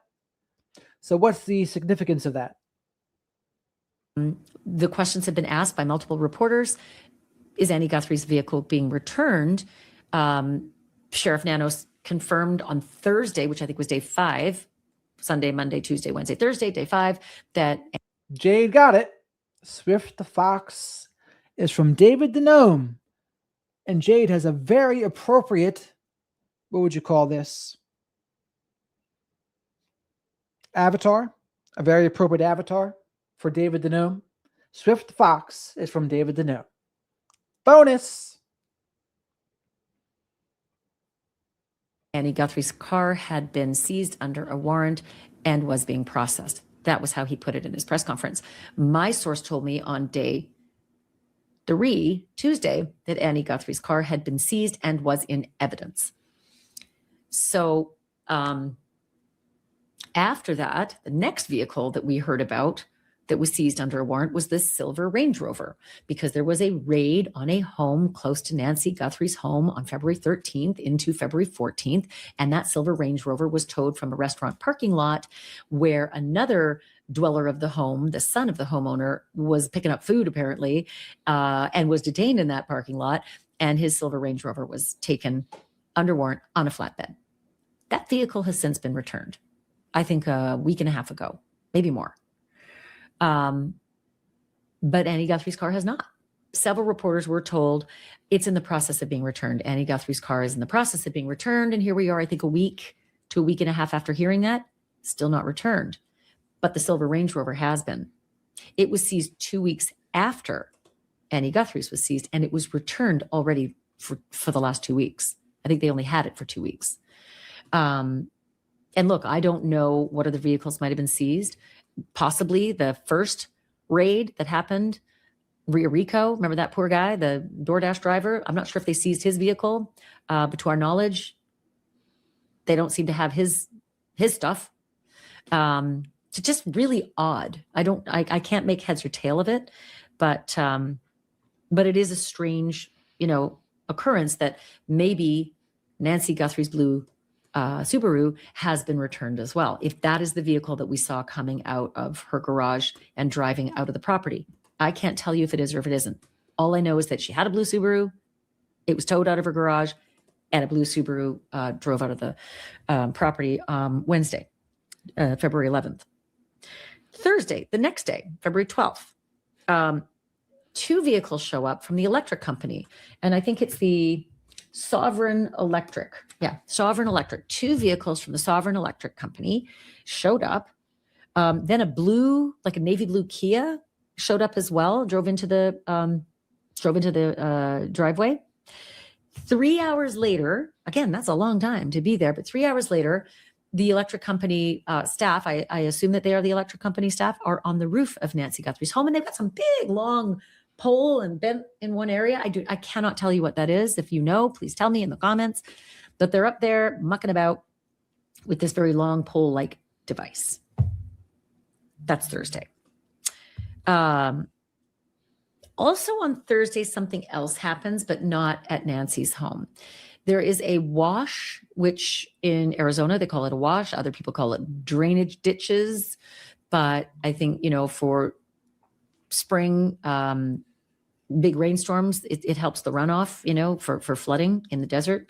But anyway, in one of these wash divots or gullies behind Annie and Tommaso's home, that's Annie Guthrie and Tommaso, her husband's home, a wash behind their home, JLR, again, the live streamer, found a pair of tan pants, size 12, NYCC, women's size 12, NYCC brand, which I think is New York Clothing Company, and a knee brace. They told the police about it. We don't know what happened. We have seen. So pants and a knee brace, does anyone think that's anything? Or is it like from the homeless people that might be out there? Thank you very much for getting us to 1,000 likes. Now the next prize is 1.5 thousand likes. But what do you think about this pants and knee brace here? Anything to it? Pictures of Nancy Guthrie wearing tan pants on the Today Show set. No idea if these are connected, if they are at all, if they're Nancy Guthrie's pants, we don't know. But it is super interesting that the person who was with So to correct the record, Ashley Banfield said JLR found it, but the chat's saying no, Jim found it. So we want to make sure we're accurate here. JLR, I think his name was Jim, said that they were partially buried, that they were, he had to sort of unearth them, spotted them, but had to unearth them. And all I can think of is like, why? Why hasn't there been such extensive searching around Nancy and Annie's homes, given the fact that on day fucking 2, Sheriff Nanos called off the search? Why? Why would you do that? Because there's these tan pants that are partially buried now. How long does it take to get partially buried? Once again, you got to get me off the ledge, because it's like if there had been the kind of searching that there's been, say, in, I don't know, like General Neil McCaslin, who's missing in neighboring New Mexico. There are teams from all over the place, all over the U.S. government, even an Air Force base, helping to search. Did not seem that was the case in Nancy Guthrie. And here JLR is on week 6, finding these tan pants and the knee brace in a wash behind Annie's home. Could it have been there in the last few weeks? I don't know, maybe. But again, Jim said that they were somewhat buried. To our knowledge, there has been rain. Nothing that seems torrential. Certainly, Brian Enton's been there every day for 41 days. Trust me. And he has not reported once that there's been some torrential rain. They've had some rainy days, but not that would flood a wash. Maybe it would help to bury something. I don't know. But again, where are the search parties? For Nancy and for evidence, right? Something else I wanted to bring up, and I know many of you have talked about this in various discussion groups, chat groups. There's a photograph that was taken out in front of Nancy Guthrie's home in the first few days. And the reason I know it's in the first few days is because there's a blue shirt. We've all talked about this before. It's an LL Bean shirt just dropped on the front sidewalk, to the side of the front sidewalk at Nancy's home. And many of us said, well, what was that? And eventually we were finally told, oh, oops, it was law enforcement accidentally left it there. And I believe the story back then in the first few weeks. And Ravioli, I totally agree. The Cajun Navy should be out there doing a grid search. Maureen offered with Brian Etten to be doing a grid search, but they're just not doing it. I don't know why. I mean, I think they have nothing to lose. If they want to put the resources out there, why not? If they're willing. It's not like it's going to cost local law enforcement any money or the FBI any money. But that being said, Nancy Guthrie could be anywhere. Could be hundreds of miles away. Could be Mexico.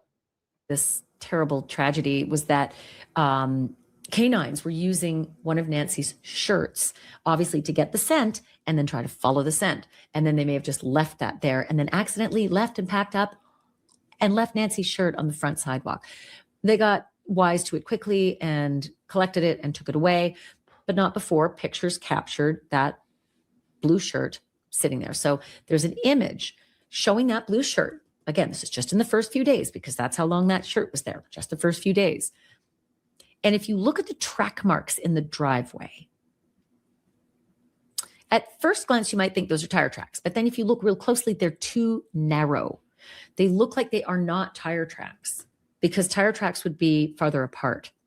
So these tracks were in that driveway in those first few days. They weren't made by all the different vehicles that rolled in, the flower delivery and the contract, the pool cleaner and all the other people who have shown up since. But they were there. And so it begs the question, have the police considered what those tracks were made by?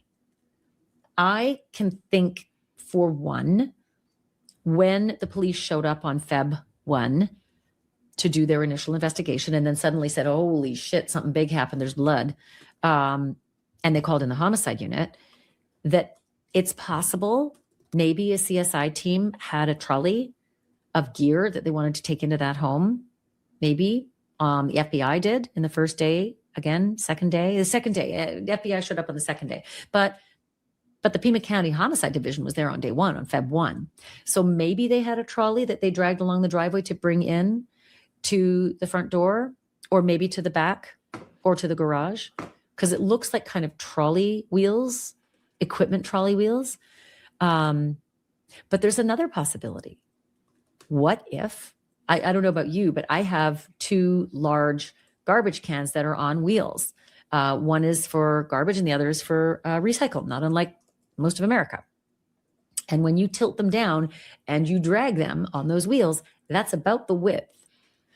What if the perpetrator used one of maybe Nancy's garbage cans, if she has them, I can assume she does, I don't know, to drag Nancy to a vehicle down that driveway? It's possible.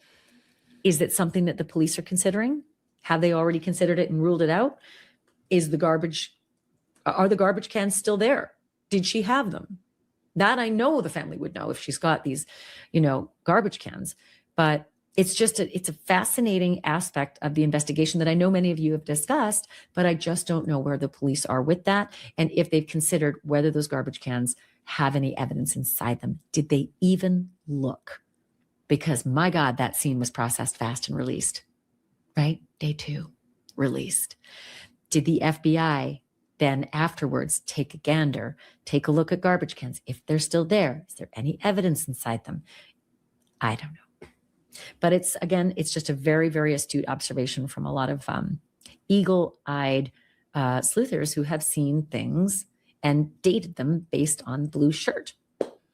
So that's where things stand. I had so many questions, specifically about the comments made by Sheriff Nanos, that he seems to know what the motive is, at least from his words, that he seems to know why this person did this. We believe we know why he did this. I'm quoting his words, not mine. We believe we know why he did this, and we believe that it was targeted.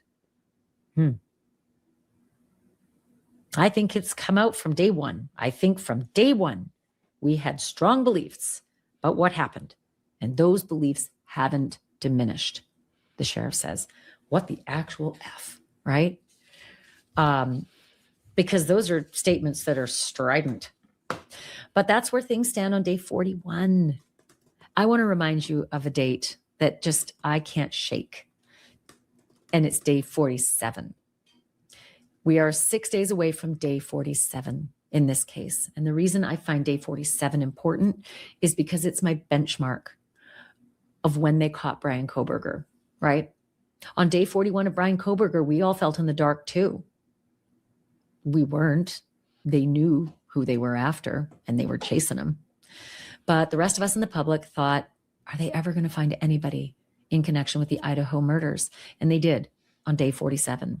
So we're 6 days away. Will it happen before then? Who knows? But every day you get closer, and then beyond that date, you know, it feels hopeless. It's not, but it feels that way. And as the updates and the leads dwindle and the coverage dwindles, which means the leads dwindle, it just gets that much more upsetting. I will continue to follow this for you, and we will do everything we can, despite the sheriff keeping it from us and making it very difficult for us to do our jobs. And as I say every day, if you have any information about this monster, 1-800-CALL-FBI. Somebody knows something. There's $1.2 million on the line for you. If you call and you help solve this case, $1.2 million. How about that? That's incentive. Your life is not going to change if this is your boyfriend or ex-boyfriend or pal. That guy's not going to do anything for you. There's no... I don't know. Like I'm saying, if the person's connected, you could be killed. You can be killed for doing this. And yes, they'll say you can do it anonymously, but there are leaks. There are leaks in law enforcement. There just are. Mobsters, cartels, they have people on the police, on the payroll. So it's a thing. So it's not as easy as Ashley's making it seem here. No honor among thieves. There's no honor among people like that. But your life could change. 1.2 million ways. 1-800-CALL-FBI. Thank you, everyone, for watching. Thank you for listening. And remember, the truth isn't just serious. It's drop dead serious.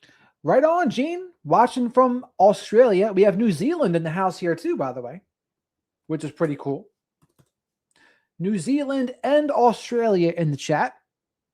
And like I said, you never know. The people that actually did this, they might be watching this too. Brian Kohberger was watching Brian Etten during the time. Can you believe it? Years for a mass situation. We trained specifically for a bomb in Centennial Park.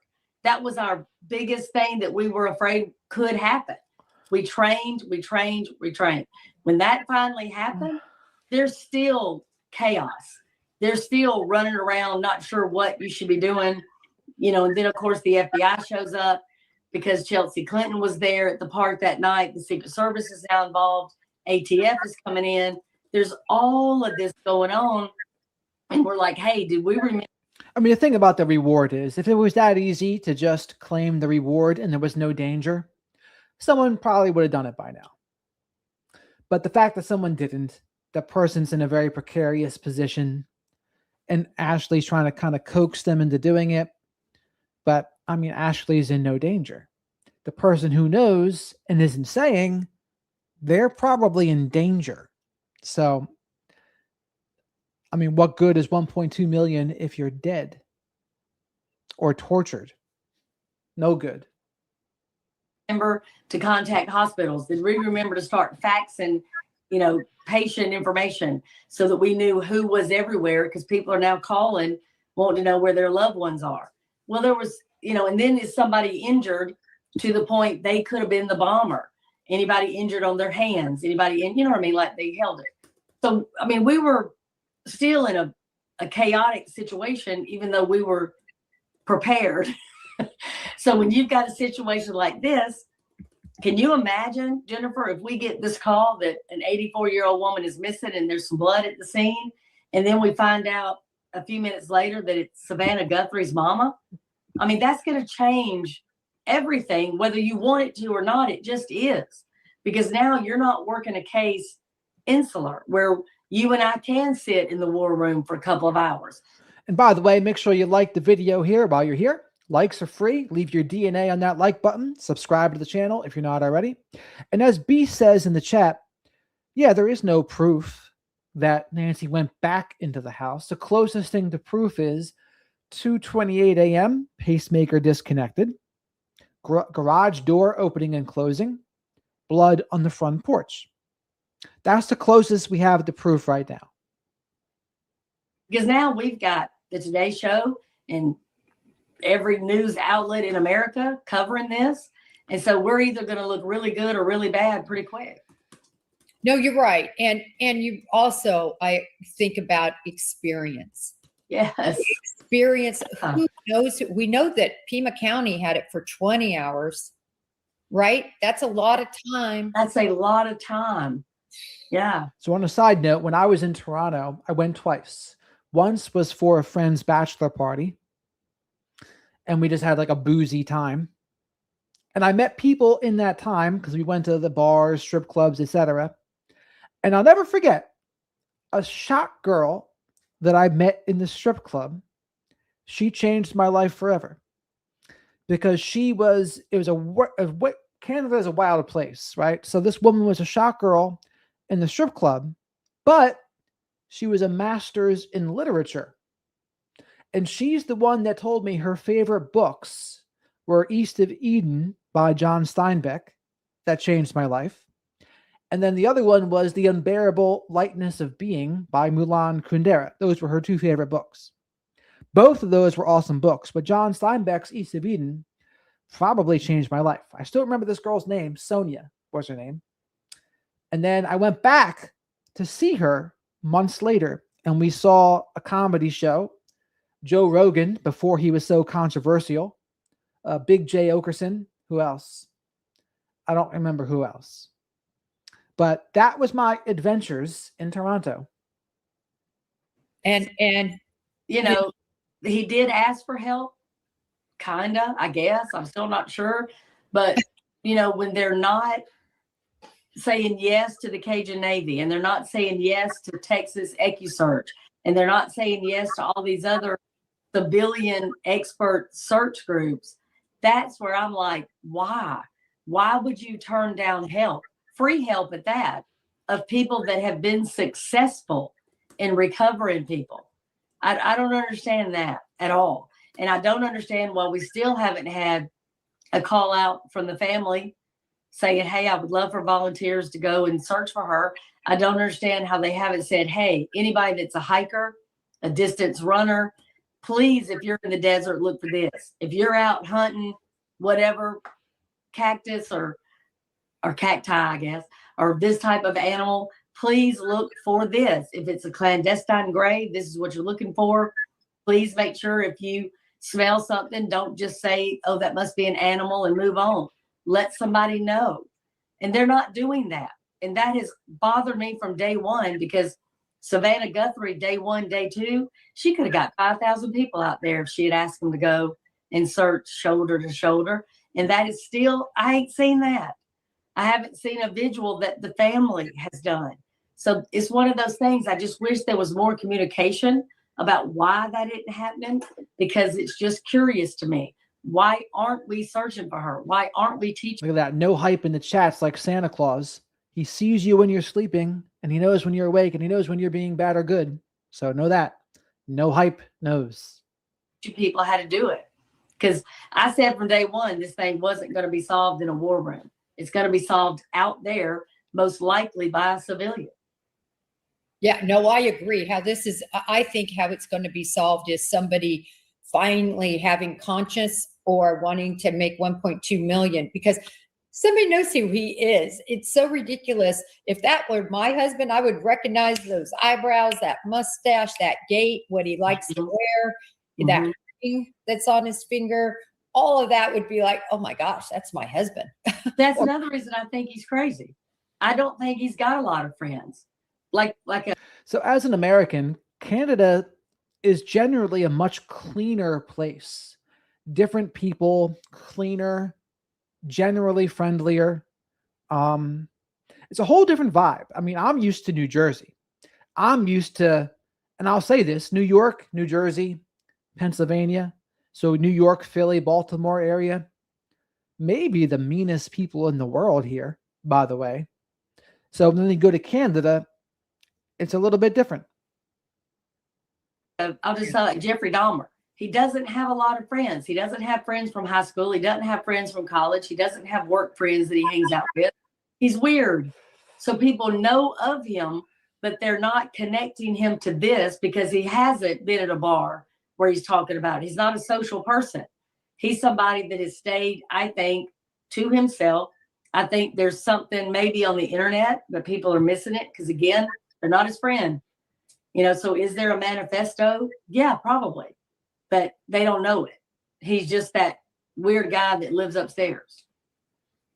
Well, chat, by the way, do you want to listen to this more, or would you rather close on Dr. Grande's video about the prank that went wrong? So where a 40-year-old teacher was killed.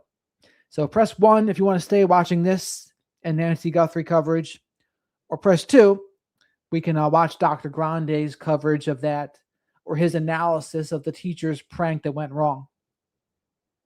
Got me hooked at 20. I'm 20% for that, the stalker, the one that wanted to get Savannah's attention and was feels in his crazy world that Hinckley, you and I've talked about this, was just, blah, blah, blah, had some insider information from whatever, whether it's these videos or from somebody, but nevertheless did their proper recon on this, at least to a good enough degree. They were able to now evade law enforcement for over 40 days.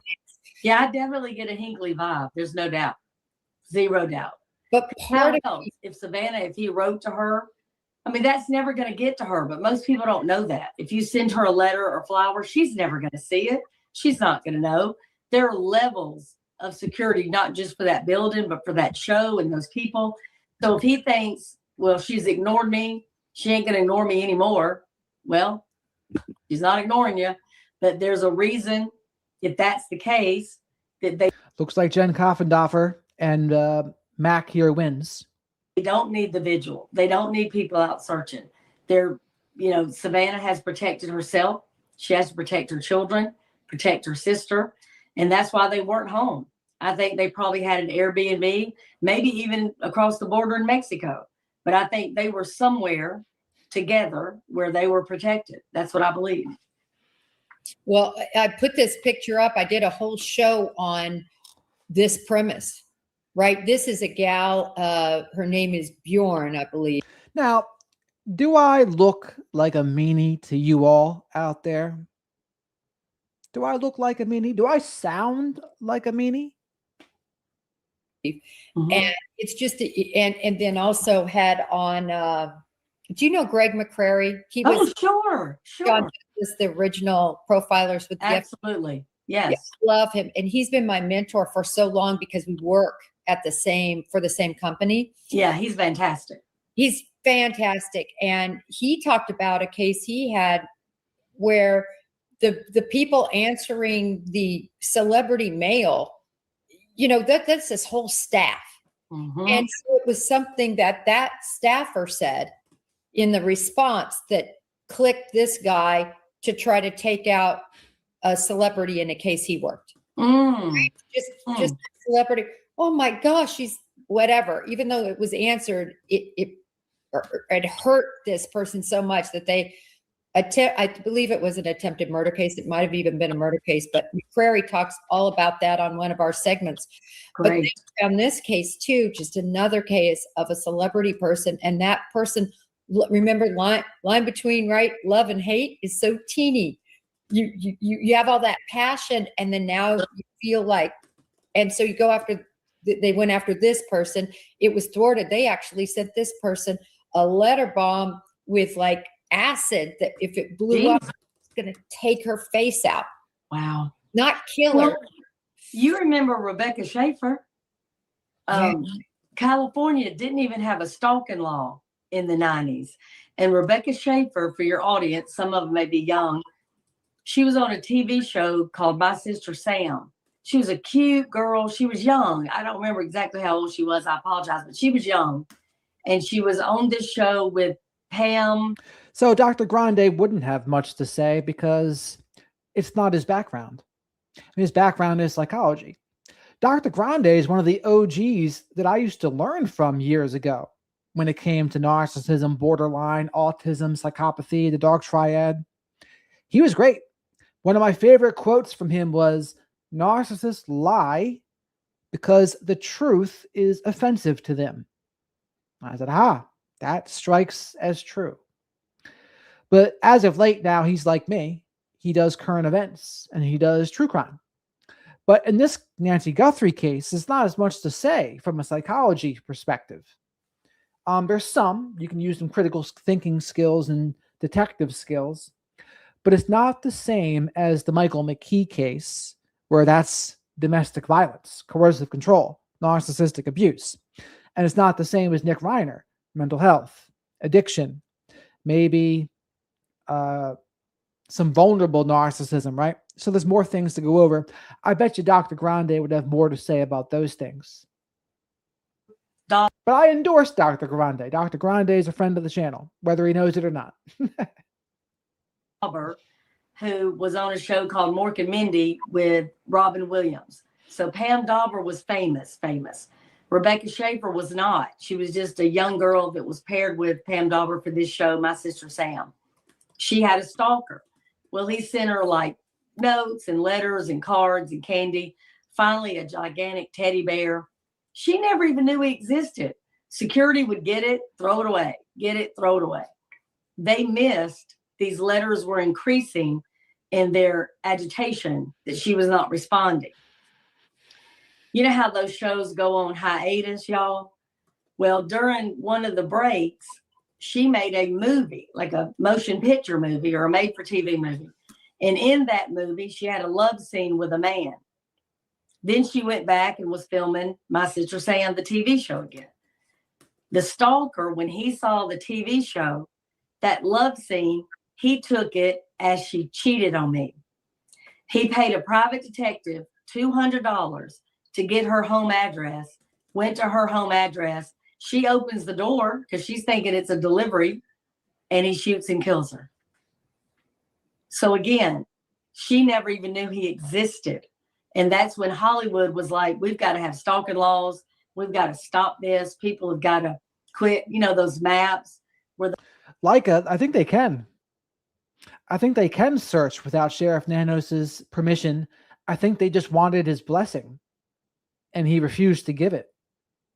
But Maureen made me think that they don't need his blessing. They can just go out and do it, apparently. And I think they should. The maps show where all the movie stars live. They'll use drones to show, oh, this is Jennifer Aniston's house. Again, all of that kind of stuff. We should do better at protecting people and their privacy. Again, I shouldn't know what her house looks like. I shouldn't know that's her door. There shouldn't be a bus that takes me right to her gate. I just think we're not helping anybody by doing that.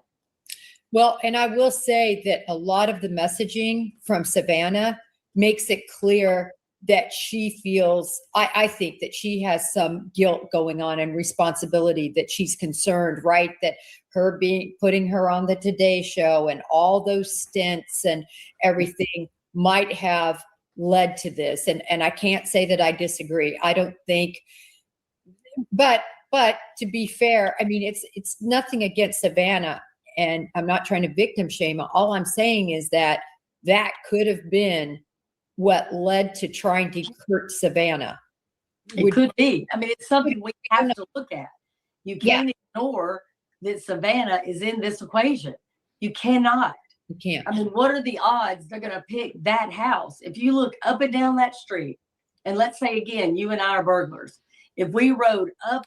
And yeah, I mean, it's not to blame Savannah Guthrie, but I do think the motive was to hurt her. That doesn't mean it's Savannah Guthrie's fault, of course, but I do think that it was a punishment / revenge, and maybe there is some envy involved. But whatever it was wild, and it had to come from some deep, dark place, especially once you listen to Nancy speaking. And we've played her before. We've played her talking to Savannah before.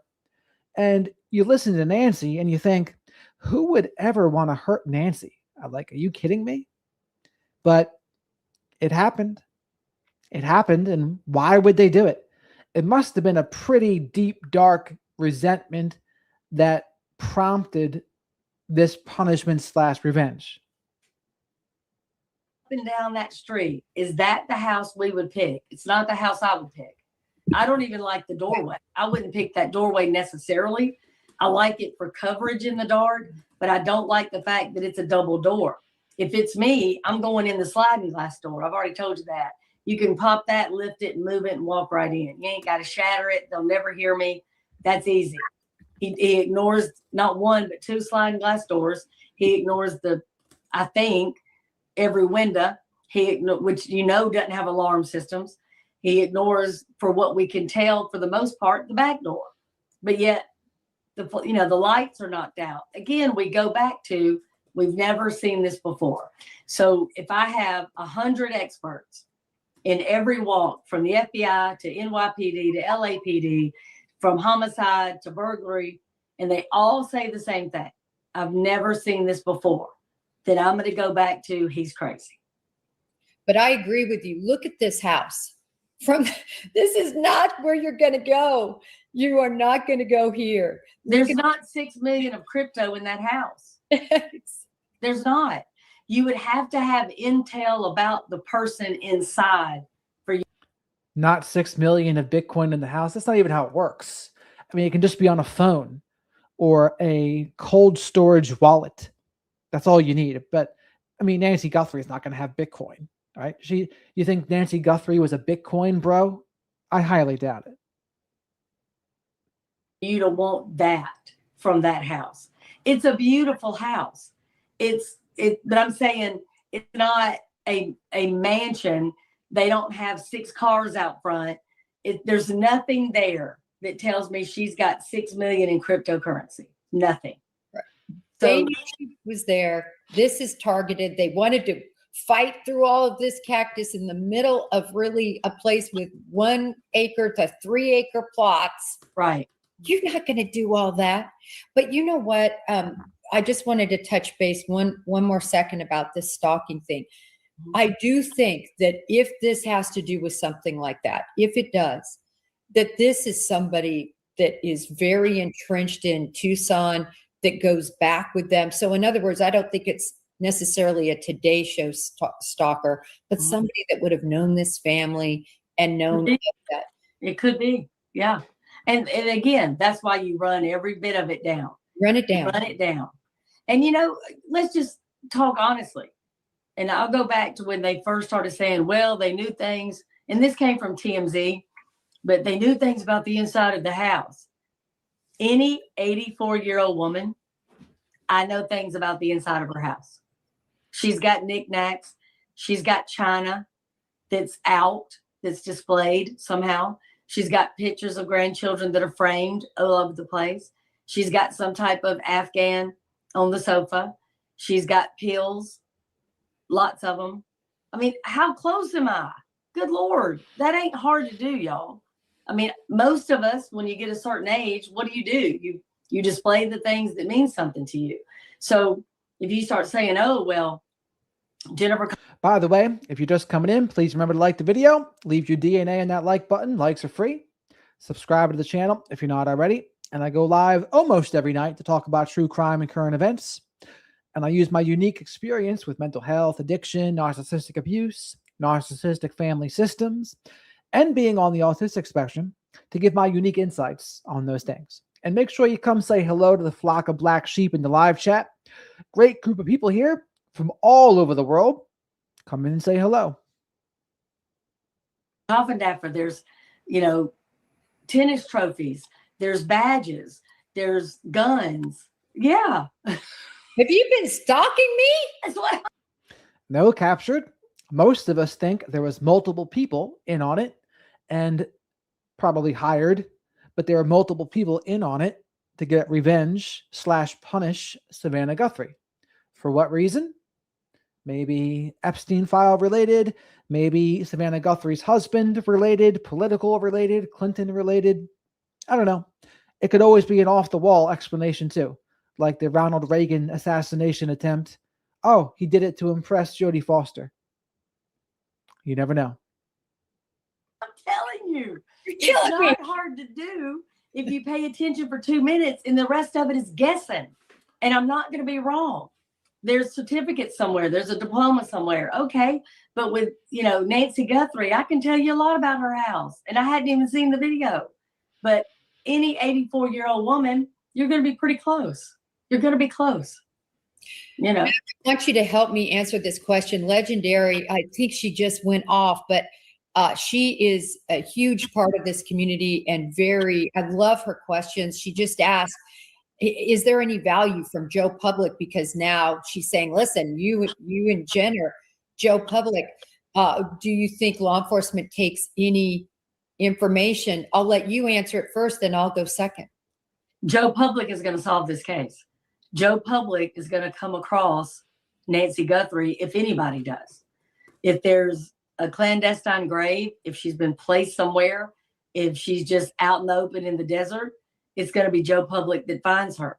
Why they have not been more utilized, I can't answer that, but they should have been. It's going to be Joe Public that sees something. And let me just give you all an example.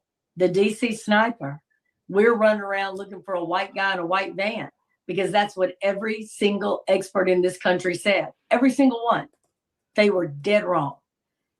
The only thing that I said about DC sniper was when they left the tarot card, the death card at the scene, I said, chances are they're African-American. Well, I said I thought it was one person. I was wrong. And to Jennifer's point, I was wrong about something I didn't know. So I'm going to use that from now on. I went wrong. I just didn't know it. So I missed something. The experts kept calling him a sniper. Snipers do kill shots, right? So that didn't explain the 17-year-old boy that was shot in the back. I wish I had realized there were two, but I did know they were not Caucasian, or he was not Caucasian. So when you look at this case and you say, well, he's got... Yeah, the glove was a restaurant worker's from a mile away. They've said that's not related to the case. And it's a mixed sample of DNA from inside the house. Now, hours ago, we went over a video from Brian Etten where he talked to someone from the Arizona State University, a DNA expert, and she talked about how you get the samples from a glove, how you determine if it's a mixed sample or not, and it was pretty interesting. Brand new backpack. He's got a weird holster. I think that holster is weird. I mean, it's like a buy one that fits any gun possible, but it doesn't fit his 9mm. Where did the gun come from? Where did the shoes come from? Like, I want to know everything. I want to know every single thing. Somebody rang him up, or maybe he at Walmart, and this is another thing I'm against check yourself out. And this is another reason why. He could have a holster. He could have this exact outfit. He could have this exact backpack, and nobody's even going to talk to him. He doesn't have to exchange with anybody. So again, Joe Public, somebody lives in his apartment complex. Somebody delivers his mail. Somebody delivers his Uber Eats, because I don't think this is a social person. I don't. I think he's on the internet a lot. I think he's watching everything that he can watch.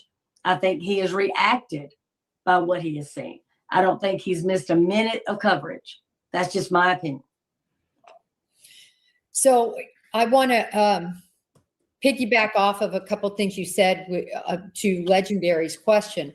And when it comes to things like this, YouTube, social media posts and everything, I can 100% tell you law enforcement pays attention.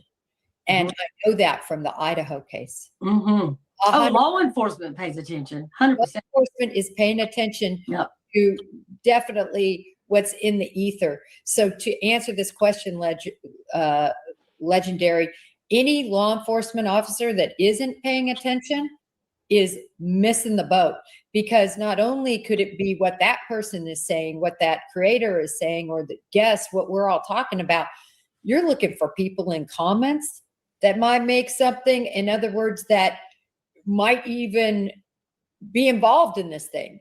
I mean, you know, you just never know what the psyche of somebody's going to be and what they're looking at. I'll never forget. Did you see this? Did you see when they posted what Brian Koberger was looking at and watching? Yep. I couldn't believe it when I saw one of my shows up there. Yeah. Did you hear that? Brian Koberger was not only watching Brian Etten, but he was watching Jen Koffendorfer too. But that shouldn't surprise you. I mean, because think about Koberger. Any information about that case is basically porn to him. It's the biggest thing he's ever done in his life. It's the most important thing he's ever going to do. So he can't get enough of it, because every time he can watch you talk about it, Brian Enton talk about it, somebody online that he doesn't. Bella, I did not know that. That's interesting, though, if it's true. That January 11th thing was same time frame Savannah was on sick leave from her surgery. She was on Today Show, filmed at home live, giving her update on her surgery recovery. Interesting. The other speculation was that was the other date of the Nest Cam footage, but that makes sense too. Thanks for sharing that, Bella. I didn't even know talking about it. It's fueling him. He gets to relive it. That's like, you know, guys that are 70 that still play some of their high school football tape. Remember that night we played, the Trojans, 7:45 at night. We ran a 2-run into the end zone. And I mean, they remember everything about it. They can tell you everything about it. Yeah. No, I agree. I want to go back really quick because we just have some more things to discuss. Let's talk about the glove, because I'll tell you what I understood, and this was on March 2nd. I need to go back and relook at it. But my understanding, okay, so this I know is the glove taken by the Post, the New York Post, who's been doing really good coverage on this. Mm-hmm. They were there when the glove was found, and they took this picture. That's where I got it from. So my understanding is to your point about how did this restaurant worker or whatever, there were 16 gloves found. Right. In the search field, like within a 2-mile radius or something. I understood it, maybe I misunderstood it, that I saw the sheriff almost snicker. This isn't the glove that everybody's talking about with the restaurant worker. Is one of those other 16 gloves. Okay. I need to go back and I didn't understand that to be the case, but I mean, y'all, there's been so much information. There's been so much contradiction. There's been so much misinformation, bad information, but I understood it was this one. But let's talk about the other gloves. Some of them were first responders, we were told. So no one's been told specifically why they care about January 11th.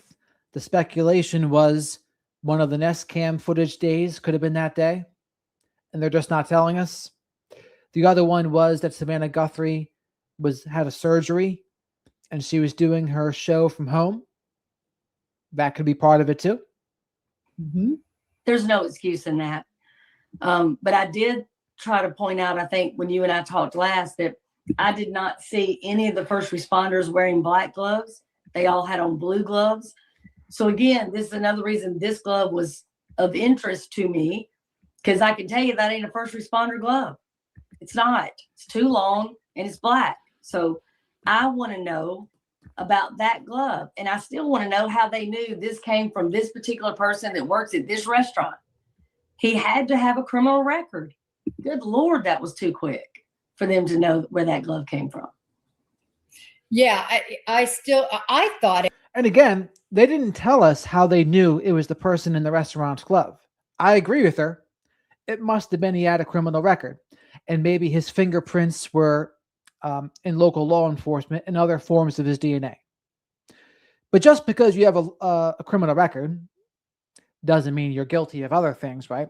And maybe they looked at him and they were like, okay, we don't think you have anything to do with it. It might be even somebody calling in and seeing all this and saying, oh, I just want you guys to know I threw my gloves off in that area. I mean, there could be a number of. And that would be the most appropriate thing. That'd be the great thing. But again, I don't know why they don't say that, hey, he called in. But here's the other thing, folks. How often do people throw their gloves from their car? Why is that such a commonplace thing there? I mean, seriously, why can't you just throw them away? Why are you throwing your gloves off the side of the road? It doesn't make sense. Cross-check the DNA, it's him. Great. But how do you prove it's him? From a phone call. You still got to do the next step. You have to. So. Yep. Really quickly, I want to talk a little bit about the car. So what's interesting is the Pima County Sheriff, and this I know for a fact, I actually did the soundbite of him. He specifically says, listen, this car is just one of thousands. And he doesn't address it, but he said this on March 6th. This is 100% sure. He said, we don't have it identified. Yeah. That's big to me. I mean, the only cars I'm interested in are the cars in and around this area at that particular timestamp in that window. I want to see everything from 2:28 to 3:28. And I'm going to be looking at traffic cams, all these Nest cameras, everything. And I'm going to spread out mine probably a little bit further as my resources can accommodate. But they haven't even recognized this one. And there's probably so many others. That's why you said tens of thousands. Yeah. Well, first of all, tens of thousands, BS. That's a ridiculous statement. You are not looking at the 305 in Los Angeles at 4:00 in the afternoon. You are looking on a street that is predominantly older people that are not leaving their house after 10 o'clock. From 1 a.m. to 3 a.m., how many cars traverse that street? 2, maybe. There's no way there's thousands. That first intersection you get to the right and the first intersection you get to the left, how many cars are going through that intersection from that community that time of day? Not many, not thousands. You ain't gonna have 20. In my neighborhood, I'm on call. I think I'm the only person in this community that's on call. If anybody else is leaving between 1 and 3 a.m., there's either a medical emergency, something is happening. They've got to catch an early flight, something.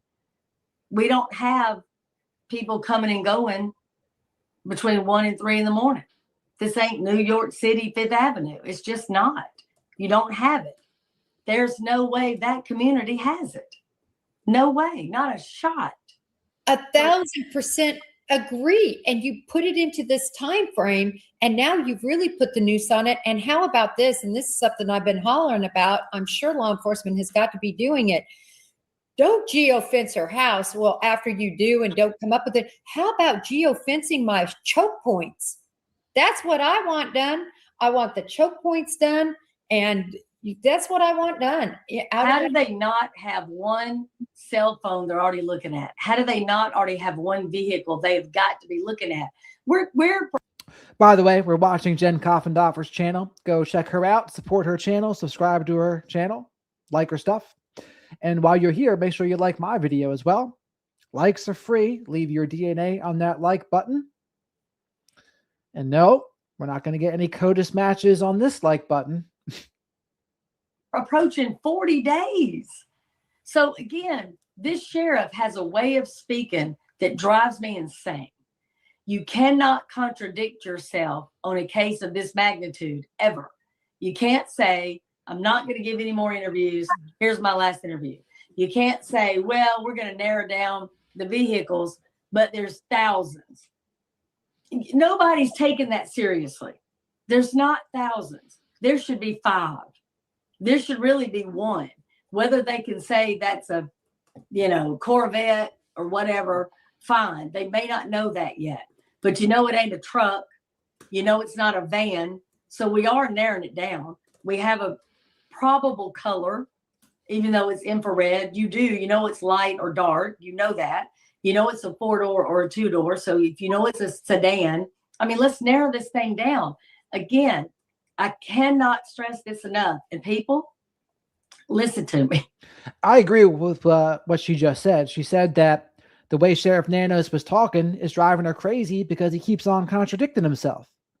And I agree. Like, it's one thing if you never contradict yourself and you just keep it close to the vest the whole time. At least you're being consistent. But when you contradict yourself, when the reporters are communicating what their sources in law enforcement are telling them, whether it's Brian Etten or Ashley Banfield, and then you go out of your way to contradict them too. Now it's like, dude, like, what are you doing? What are you doing? And why didn't you take the mat? Why did you open the crime scene too soon? Why do the people under you, such as former Undersheriff Rick Castiger and Sergeant Cross, the union leader, why don't they like you so much? Like, eesh. Good grief, Charlie Brown. There is more talent in the general public than is in the FBI, CIA, and Pima County right this minute. Have y'all ever played that game, that logo game, where it's just the logo, but the words are off of it?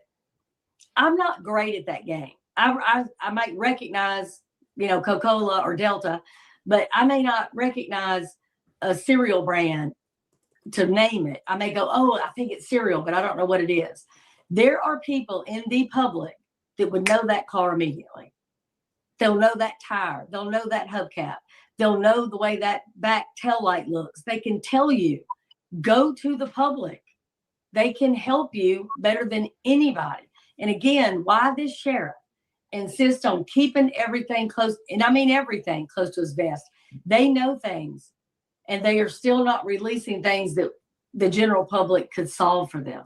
I'm telling you right now, if they had a better shot of that back tail light, people could tell them. I can't, but I know that there are people that are.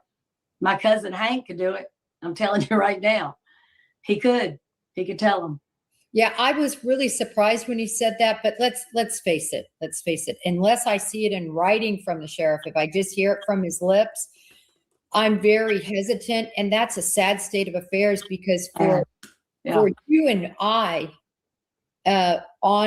when we publicly speak, our breadth of what supports our words are typically what we know law enforcement has said, physical things we see with our own eyes, and that sort of thing.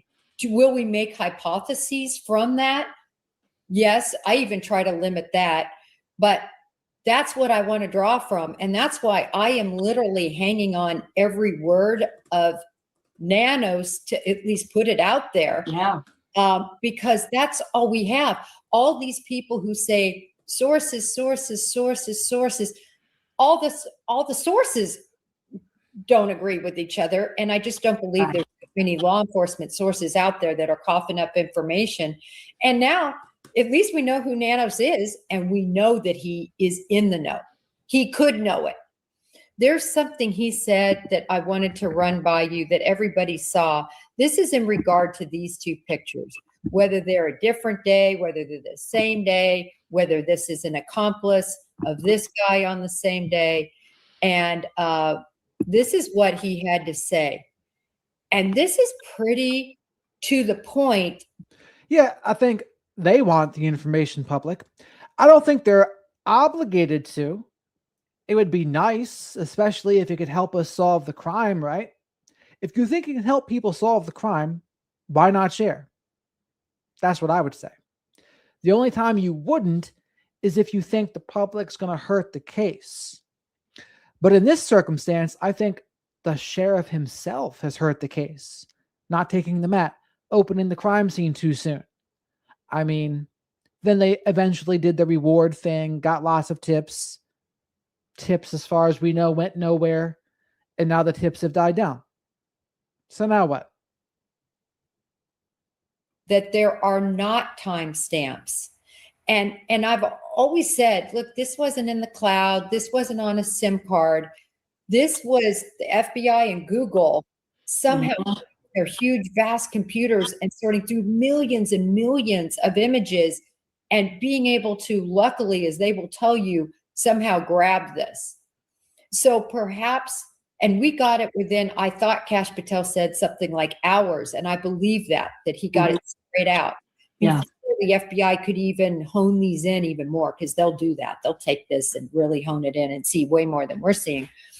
So my point that I wanted to ask you about, what do you think about this? Because I just have to take it at its face, just like I take at its face that the family has been exonerated.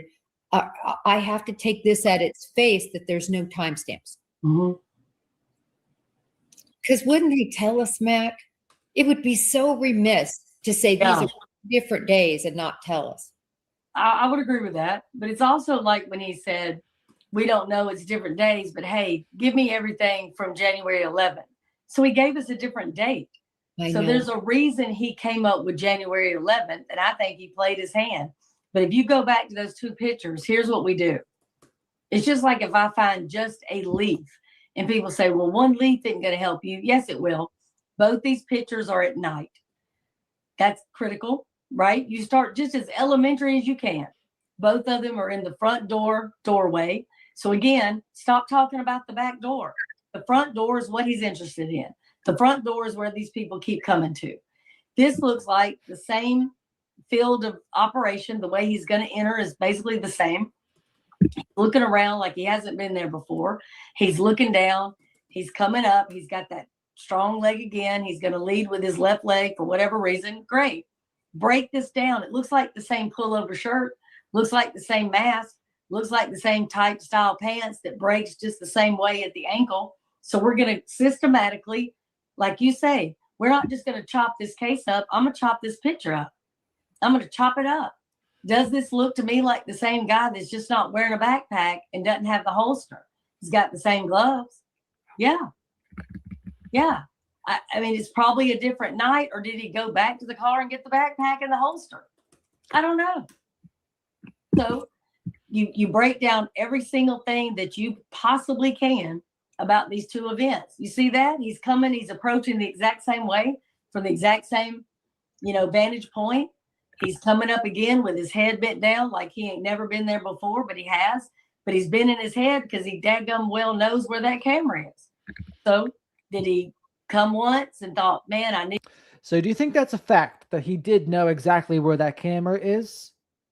Or could it just be that it was multiple days that the Nest Cam footage is from, and the first time they didn't know, but then the second time they did? Or is whoever hired them told them about the cameras? Which one is it? I don't know. What do you think, chat? Need more equipment? Maybe, because that's what he went and did. He went and got the mouth flashlight. He went and got the backpack. The other thing he needed for the inside. But look how those pants break at the ankle. That's how he wears his pants. Every pant he has right there. These aren't skinny jeans. That's how he wears them. That's how he wears the pullover, because he doesn't want any skin showing. He thinks that's going to leave evidence. He thinks maybe I'm going to be completely covered. She won't see tattoos. She won't see whether I'm white, black, or Hispanic. That's what he's doing. But this right here is when things change for me. Whatever he's doing right now, that changes who this person is. Because, and this is the easiest way I know to say it, Jennifer. What do you need to break into a house and control an 84-year-old woman? Absolutely nothing. You kick the door in, you grab her, you're gone. Every single thing that he does that is in addition to, tells you something about him. He does not need to get the backpack. He doesn't need to get those flowers. He doesn't need to cover the camera. How many break-in and enterings do we see where somebody just kicks the door in? They leave the camera there. Who cares that they're on camera? The people are at work. They go in the house. They grab all the valuables. They run out. Okay, here's the Ring camera. What can I do with 3 masked men that run in and grab the TVs and the computer and the jewelry? Nothing. Everything they touched, they took. I may have a footprint. Now, Mac here, I don't know her background. I don't know what Mac's background is, but I imagine Jen wouldn't be speaking to her and talking to her as if they're on common ground, as if she didn't have some sort of background in law enforcement. That's my guess. Okay, it's an Air Jordan. What am I going to do with that? They leave very little evidence, but this person is giving us more evidence than he should. He made Nancy bleed, which gave us more evidence and more intel about him. You don't have to make an 84-year-old woman bleed to control her. None of that is necessary. You don't have to stay in that house for 41 minutes. What in tarnation is going on for 41 minutes? Nothing good. Nothing good.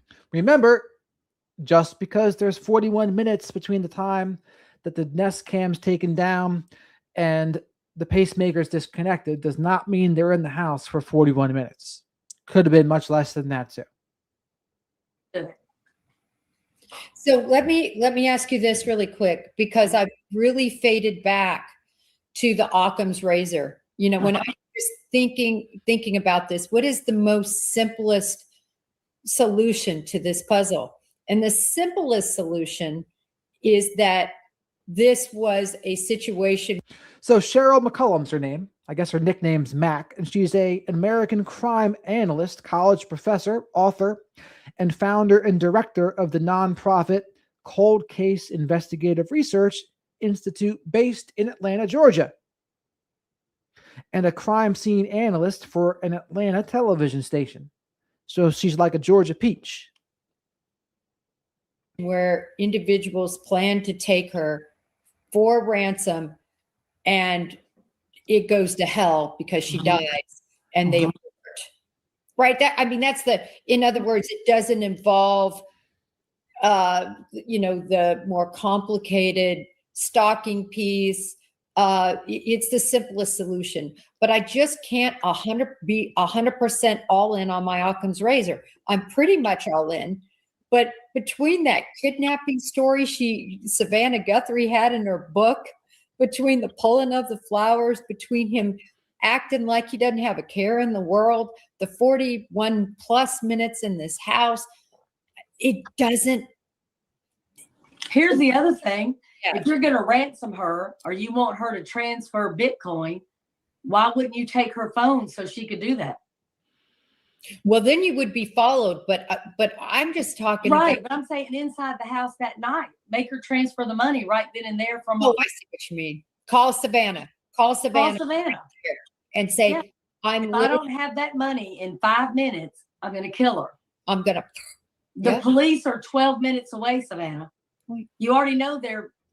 Well, Bella's correct that they definitely could have sedated her to make it easier to transport her out, for sure.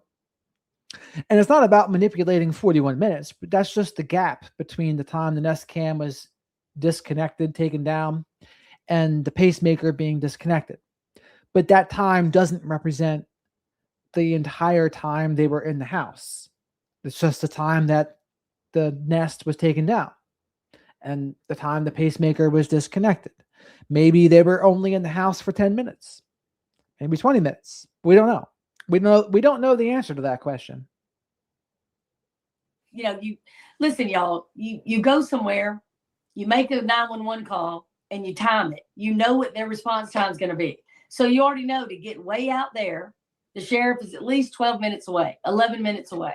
Savannah, you got 5 minutes. That didn't happen. And if you don't take her cell phone, who could really get in touch with people without their cell phone nowadays? People don't memorize phone numbers anymore. She wouldn't have her banking information. So again, they made it more difficult on themselves by not taking the phone.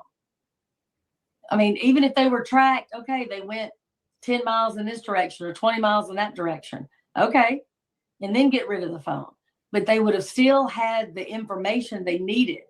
You know, get Savannah's number off the phone, write it on the piece of paper, put it in your phone, and then leave. But again, I just don't see how they would have ransomed her. They didn't leave a ransom note there. They waited 3 days, and then it was ridiculous. Then there was another one that we know is bogus. I mean, what are the odds of all of that? Just to be clear, I don't think that ransom, that's not what I'm talking about, those ransom notes. I'm talking about this being. Oh, and they never ransomed her? Yeah, that they never ransomed her. Yeah, that could be. Yeah. That they had a plan. And she died. And she died, and they're like, abort, move on to the next thing. But nevertheless, no matter what happened here, because man, Mac, you're bringing my needle a little bit more back to where I was at the beginning, which is the less Occam's razor because of the bizarreness of this case.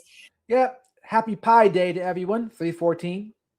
And that's the other thing I noticed about the case too. The more you talk about it, think about it, it can kind of scramble your brain for a little bit. And so sometimes taking a step away or two, and this applies to law enforcement as well, or getting some fresh eyeballs on the case and some fresh brains, it can do good. Because when you think about it too much, you overthink it, it gets overcomplicated. And sometimes your first instinct was correct. At least that's something I've noticed. But when it comes to this case, have you ever heard of the case of Missy Beavers? And I don't want to surprise you here. Okay, good. Yeah. But, this guy's never been caught. There's so many clear camera images. Such unique. But Jennifer, again, how odd is this case? How weird is this person? You got a hammer. You're just busting out windows in a church. You're trying all these doorknobs. You're going into a Sunday school classroom. This is weird. You're dressed as a SWAT person. It'd be different if they were dressed this way and busted into somebody's house and started screaming, get down, get down, get down, right? But this is in a church where they're just sauntering around. So again, the oddness of it, it's just, you can't put your finger on anything that makes sense. And this case, again, just walking around with that hammer, just doing damage is so strange. So strange. Well, I think that was a true setup, to make it look like a break-in, and that she happened upon them when this girl went every morning at 5 a.m. to do her Camp Gladiator. Yep. One of my dearest friends was one of her friends because they're Camp Gladiator people. Mm-hmm. It's great in this world. But my point is, for this, Mac, how could this not be solved? Do you know the height range they have on this one, even though he's standing right by that board and that 5'2" to 5'9"? I'm like, you can narrow it more than 7 inches.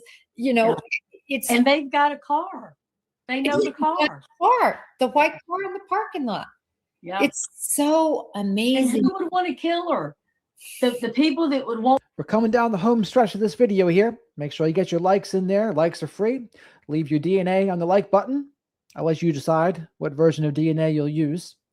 And make sure you subscribe to the channel if you're not already. And come say hello to the flock of black sheep here in the live chat.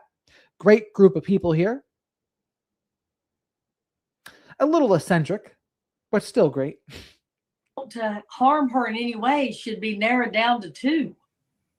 Well, and that's interesting because that goes to your theory on this case, because there was some really bad emails, stalking type emails that, did that come into play? And look at where we're at, unsolved. And wouldn't you agree, the cases that are typically unsolved are because they are so stranger. They are, stranger oriented. They're not, they're not close friends. And that's why it's so difficult to solve them. It's almost impossible to solve it because there's no connection. It's easy when you have a domestic, right? 80-something% of the time, it's going to be the husband, ex-husband, boyfriend, ex-boyfriend. Got it. That's easy. But when you have no connection, they did not intersect. They did not work together. They did not sleep together. They did not live next door to each other. They didn't go to the same social club. Like there's nothing. It's almost impossible to say, well, I've got to connect something that doesn't exist. And that's what you have to do here. You have to look beyond, her intimate group, her social circle, her work circle. This is a woman that. So we're listening to Jen Coffendorfer, former FBI agent. Go check out her channel. And this is Cheryl McCullum talking. She's a American crime analyst, college professor, and an author. And she is the director of the nonprofit Cold Case Investigative Research Institute based in Atlanta, Georgia. She's also a crime scene analyst for Atlanta television station. Cheryl McCullum, nicknamed Mac. In Missy Beaver's case, she was very public on social media. They knew where she was going to be. She would say, hey, even though it's raining, I'm here. Let's, get up and get to it. So they already knew where she was. They knew she was alone. She was going to go in and be by herself for a period of time. And they were laying in wait, it appears.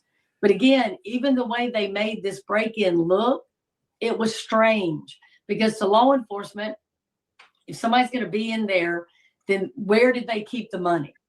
When people tithe, where did they take the money? Well, that wasn't what this person was looking for. No. Then why are you breaking into a church if it's not for money? If it's not for shelter? That's an odd thing. So right off the bat, you've already played your cards. We already know this ain't a break-in. You didn't go to the money. If it was an Episcopal church, you didn't go for the wine. Like, what are you doing here? Yeah, so totally. That's not the case. Then this is staged. Anytime you have staging, that's because that's what the killer felt was needed. They're trying to throw you off.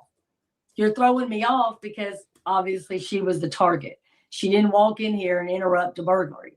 So you're going to go to her in about 2 minutes. It ain't going to take long. Well, and look at this. This is the last thing, and then one more question, and then I'm going to be respectful of your time because we are getting in. But I found this footage, which I thought was really interesting. This, again, very recent footage of a Chilean burglary group. Now, I want to make it clear, these are burglars. They didn't ever kidnap anybody. They went when people weren't there. But you notice how they're just, the dress, again, is so light because typically burglars want to wear dark black clothing. Mm-hmm. This guy should be in black so that when the lights aren't on, he's really covered by darkness. Mm-hmm. I just found that was interesting, especially when we notice, and I don't have that close up, but his eyebrows are very thin. He manicures them, which is something that occurs in the Latin culture. I'm Latin. I know it. And just go to Puerto Rico, San Juan, spend one day and watch all those men that have women curtailed eyebrows. And I don't know, there was something really bugging me about, the reflective. I know this is just probably a coincidence, but it's very unusual, I thought, for burglars to not wear black, to just my experience. And then now I see this whole band that went literally. But here's the thing about that Nest Cam footage, I think it's some of the lighting. I don't know what color they're wearing, but I think it's darker than it appears in that footage, if you ask me. Nationwide. With these. Well, there's a couple of things about it. We have a group that is pretty good at having a burglary crew. They do not ever wear all black so that when they're in vehicles or they stop at McDonald's or wherever, they don't look suspicious. So they wear just regular, clothes, the khaki pants and whatever shirt, so that they don't stand out. That's something they do on purpose, and they have the mask and gloves in their car. So when they get ready to hit, they just put the gloves on, the mask, and they go. But they're wearing their normal street clothes on purpose. Well, and I know, Mac, you and I 100% don't believe this was a break-in. Neither of us are buying anything like that, just some random break-in or not a random break-in, or even a purposeful. I'm with you, Mac. I'm struggling between the two theories. But I'm down to the 2 theories, which considering there's like 6 theories, definitely down to them. Mac, I can't thank you enough for coming on. It's just wonderful to have you in every way, and the experience you have. Everyone, you need to get her book. It's Swans Don't Swim in the Sewer, which, by the way, is hard to say really quick. In the sewers, it's a tongue twister. Tell us a little bit about that book, Mac. It's coming out. Tell us. It'll be out in May. You can pre-order on Amazon or Barnes & Noble, Target, wherever you get your books. But there was a case of Melissa Wolfenberger, and she was beheaded and dismembered. And her father was the Flint River killer, a serial killer. So he asked me to help solve her case because he was stuck in prison. So I used a serial killer to try to catch a killer. So great. Don't tell us the end. I guess we sort of know the end, but I can't wait to read this book. I know every time I have you on, I learn something. You make me think. It's all about being open-minded. And with what we got to work with. Well, I appreciate you. And I tell you, I look so forward to you and Julie Grant teaming up. Come on now. That's going to be so good. So good. Thank you. Thank you. I'm really excited myself. All right, Mac, until next time, which will probably be sooner. As soon as we have a break on this case, I'm hoping you'll come back. I would just love Anytime. So, thank y'all so much. Bye-bye. Remove you. Sorry. Poor thing, you're up there. Let me go like this. Everyone, thank you. I know this was a really long show for us. You know, I try to keep it under an hour, and we started pretty early. Thank you all for being here. Really appreciate it. Hopefully, I mean, we went over a lot today. Really all the evidence that is publicly known. We touched on every single bit of it for you all to consider our different viewpoints. Mac, moved my needle back again. I was over completely in that court, and then I got off of that court. There is a lot to consider in this case, and I can't wait to see what you all have to say. Unfortunately, I can't watch every comment, but I really appreciate it. And let's see. Oh, thank you, Angela. I really appreciate it. As far as an email, I'll try to see if you're on Twitter, you can DM me. Please do that. And I always invite anybody with any personal or private questions to please give me a DM. I try to get to them. All right. That's about the end of that. But that was an interesting night. We got some content out of the night that I wasn't expecting. So we got Ashley Banfield, Jen Coffendoffer, and Brian Hitton. Not a bad night. Had more fun talking to the chat than really listening. But again, it's disappointing. The images are not from the night of the abduction. It's also disappointing they have no plans on releasing them either. So what are we waiting for? I don't know. We're not going to find it. But if you're still here, please remember to like the video. I think Jen and Brian and everyone is going to continue talking about it until it dies down. I mean, this is a business for them too. I mean, I don't know if it's like Jen's real business, but she's starting to do it, so it can turn into a business for her. Yeah, I had a grand old time for 4 hours in here. Where else would you rather be on a Friday night between 11 p.m. and 3 a.m.? Better than the bar, right? That's right, Reggie. If you join and become a member, this is what we do in the members only live streams too. Much better than the bar. Thank you, Bella. Please like, subscribe on your way out. Absolutely. Heck yeah, Gina and Snow Baby. Rooster's on it as always. Ostez. Nancy Grace said she isn't going to stop until they find out something. Easy to say that now, but what if it goes on for a couple of years? What are you going to do then? I mean, she'll always circle back to it, right? She'll probably just take some time off in between talking about it, if I had to guess. Yes. Good night, D. Kat. She's my cherry pie, as we'll say in the 80s, by warrant, or every rose has its thorn. We are very glad you found us there, Reggie 254. We have a wild group, wild but friendly group, I'll say. Eccentric, an eccentric flock of black sheep.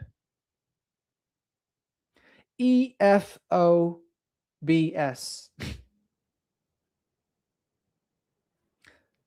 EFBS.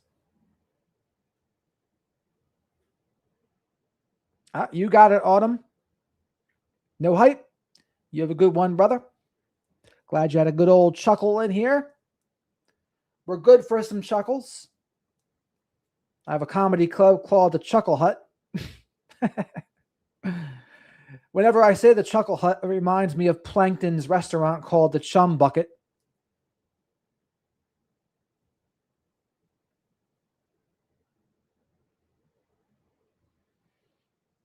Tomorrow night, Michael, more than likely, unless nothing happens.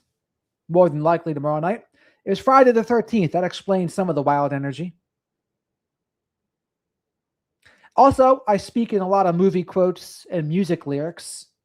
Probably the autism, maybe. But some people can keep up with that and other people can't. But other people will learn as they go. Yes, good night, Dana. Love you all too, of course. Jolly. Yes, Linda should, right? What about Ellie? Ellie hasn't been here for a minute either. And George, fast forward to 4 hours and 10 minutes, George, so you can get your demerit.